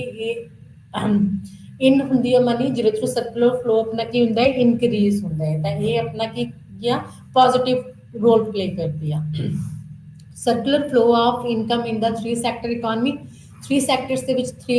सैक्टर्स पाए जाते हैं थ्री सैक्टर मॉडल भी किया जाता है government sector household sector and business firm ਤਾਂ ਤਿੰਨਾਂ ਸੈਕਟਰਸ ਦੇ ਵਿੱਚ ਜੋ ਹੈ ਆਪਣਾ real flow and money flow ਹੈ ਵਰਕ ਕਰਦਾ ਹੈ। ਤਾਂ ਮਨੀ ਕਹਿੰਦੇ ਸੇਮ ਹਾਊਸ ਹੋਲਡ ਸੈਕਟਰਸ ਤੋਂ ਫਾਈਨੈਂਸ਼ੀਅਲ ਮਾਰਕੀਟ ਦੇ ਥਰੂ ਬਿਜ਼ਨਸ ਫਰਮਸ ਦੇ ਵੱਲ ਜਾਂਦੀ ਹੈ, ਤੇ ਬਿਜ਼ਨਸ ਫਰਮਸ ਦੇ ਥਰੂ ਕਹਿੰਦੇ ਗਵਰਨਮੈਂਟ ਦੇ ਕੋਲ ਜਾਂਦੀ ਹੈ, ਤੇ ਹਾਊਸ ਹੋਲਡ ਸੈਕਟਰ ਦੇ ਥਰੂ ਵੀ ਗਵਰਨਮੈਂਟ ਦੇ ਕੋਲ ਜਾਂਦੀ ਹੈ ਥਰੂ ਦਾ ਟੈਕਸਿਸ। ਤਾਂ ਗਵਰਨਮੈਂਟ ਫਿਰ ਇਸ ਮਨੀ ਨੂੰ ਡਿਵਾਈਡ ਕਰਦੇ ਨੇ between the house hold and business firms. House hold sector ਦੇ ਕੰਨੀ ਕਹਿੰਦੇ ਇਹ ਕਿ ਇਹਦੇ ਥਰੂ ਆਪਣੀ ਜਿਹੜੇ ਟਰਾਂਸਫਰ ਪੇਮੈਂਟਸ ਨੇ, ਜਿਵੇਂ ਕਿ ਪੈਨਸ਼ਨਸ ਹੋ ਗਿਆ ਐਂਡ ਆਪਣਾ ਸਬਸਿਡੀਜ਼ ਹੋ ਗਿਆ, ਉਹਨਾਂ ਦੇ ਥਰੂ ਹਾਊਸ ਹੋਲਡ ਸੈਕਟਰ ਦੇ ਵਿੱਚ ਡਿਵਾਈਡ ਕਰਦੇ ਨੇ। ਐਂਡ ਫਿਰ ਉਸ ਤੋਂ ਬਾਅਦ ਬਿਜ਼ਨਸ ਸੈਕਟਰ ਦੇ ਕੰਨੀ ਕਹਿੰਦੇ ਡਿਵਾਈਡ ਕਰਦੇ ਨੇ, ਕਿਉਂਕਿ ਗੁੱਡਸ ਐਂਡ ਸਰਵਿਸਿਜ਼ ਨੂੰ ਪਰਚੇਸ ਕਰਦੇ ਨੇ ਜੋ ਪ੍ਰੋਡਿਊਸਰਸ ਦੇ ਥਰੂ ਪ੍ਰੋਡਿਊਸ ਕੀਤੀ ਜਾਂਦੀ ਹੈ। ਇਸ ਤਰ੍ਹਾਂ ਜਿਹੜਾ ਉਹ ਫਿਰ outflow and inflow of money ਹੈ ਡਿਫਰੈਂਟ ਸੈਕਟਰਸ ਦੇ ਵਿੱਚ ਹੁੰਦਾ ਹੈ। ਉਸ ਤੋਂ ਬਾਅਦ ਫੋਰ ਸੈਕਟਰ ਇਕੋਨਮੀ, ਆਪਣੀ ਜਿਹੜੀ ਇਕੋਨਮੀ ਹੈ ਓਪਨ ਇਕੋਨਮੀ ਹੈ, ਇਹਦੇ ਵਿੱਚ ਫੋਰ ਸੈਕਟਰਸ ਦਾ ਵੀ ਮੇਨ ਰੋਲ ਹੈ, ਕਿਉਂਕਿ ਫੋਰ ਸੈਕਟਰਸ ਜੋ ਤੋਂ ਆਪਾਂ ਜੋ ਐਕਸਪੋਰਟ ਇੰਪੋਰਟ ਕਰਦੇ ਹਾਂ ਬਿਟਵੀਨ ਦਾ ਡਿਫਰੈਂਟ ਕੰਟਰੀਜ਼, ਉਹਨਾਂ ਦਾ ਵੀ ਸਾਡੀ ਇਕੋਨਮੀ ਤੇ ਇਫੈਕਟ ਪੈਂਦਾ ਹੈ। ਅਗਰ ਇਹ ਇੰਪੋਰਟ ਨੇ ਤਾਂ ਇਹਦਾ ਕੀ ਹੈ ਨੈਗੇਟਿਵ ਇਫੈਕਟ ਪਏਗਾ, ਲੀਕੇਜ ਹੋਣਗੇ ਕਿਉਂਕਿ ਮਨੀ ਵਿਦਡਰਾ ਜਾਏਗੀ, ਬਾਹਰ ਜਾਏਗੀ ਸਾਡੀ ਕੰਟਰੀ ਦੀ ਇਨਕਮ। ਐਂਡ ਅਗਰ ਇੰਪੋਰਟ ਐਕਸਪੋਰਟ ਨੇ ਤਾਂ ਇਹਦਾ ਮਤਲਬ ਕੀ ਕਿ ਫੋਰਨ ਜਿਹੜੀ ਮਨੀ ਕਰੰਸੀ ਆਪਣੀ ਇਨਕਮ ਆਪਣੀ ਕੰਟਰੀ ਦੇ ਵਿੱਚ ਆ ਰਹੀ ਹੈ, ਤਾਂ ਇਹ ਕੀ ਹੋਏਗਾ ਇੰਜੈਕਸ਼ਨ ਹੋਏਗਾ, ਇਹਦਾ ਪੋਜ਼ੀਟਿਵ ਇਫੈਕਟ ਪਏਗਾ ਸਾਡੀ ਇਕੋਨਮੀ ਤੇ। ਐਂਡ ਉਸ ਤੋਂ ਬਾਅਦ ਜਿਹੜੇ ਰਿਲੇਟਡ ਐਗਰੀਗੇਟ ਸੀਗੇ ਉਹਨਾਂ ਦੇ ਵਿੱਚ ਆਪਾਂ ਨੇ ਜੀਡੀਪੀ ਦੀ GNP ਦੀ ਗੱਲ ਕੀਤੀ ਹੈ, NDP ਦੀ ਗੱਲ ਕੀਤੀ ਹੈ, GDP ਦੀ ਗੱਲ ਕੀਤੀ ਹੈ, ਠੀਕ ਹੈ, ਐਂਡ ਨੈਸ਼ਨਲ ਇਨਕਮ ਦੀ ਗੱਲ ਕੀਤੀ ਹੈ। ਉਸ ਤੋਂ ਬਾਅਦ ਜਿਹੜੇ ਰਿਲੇਟਡ ਐਗਰੀਗੇਟ ਸੀਗੇ ਉਹਨਾਂ ਦੇ ਮੈਜ਼ਰਮੈਂਟ ਦੇ ਵਿੱਚ private income, personal income and disposal income. ਤੇ ਆਪਣਾ ਅੱਜ ਦਾ ਟੌਪਿਕ ਇੱਥੇ ਹੀ ਖਤਮ ਹੁੰਦਾ ਹੈ। ਧੰਨਵਾਦ।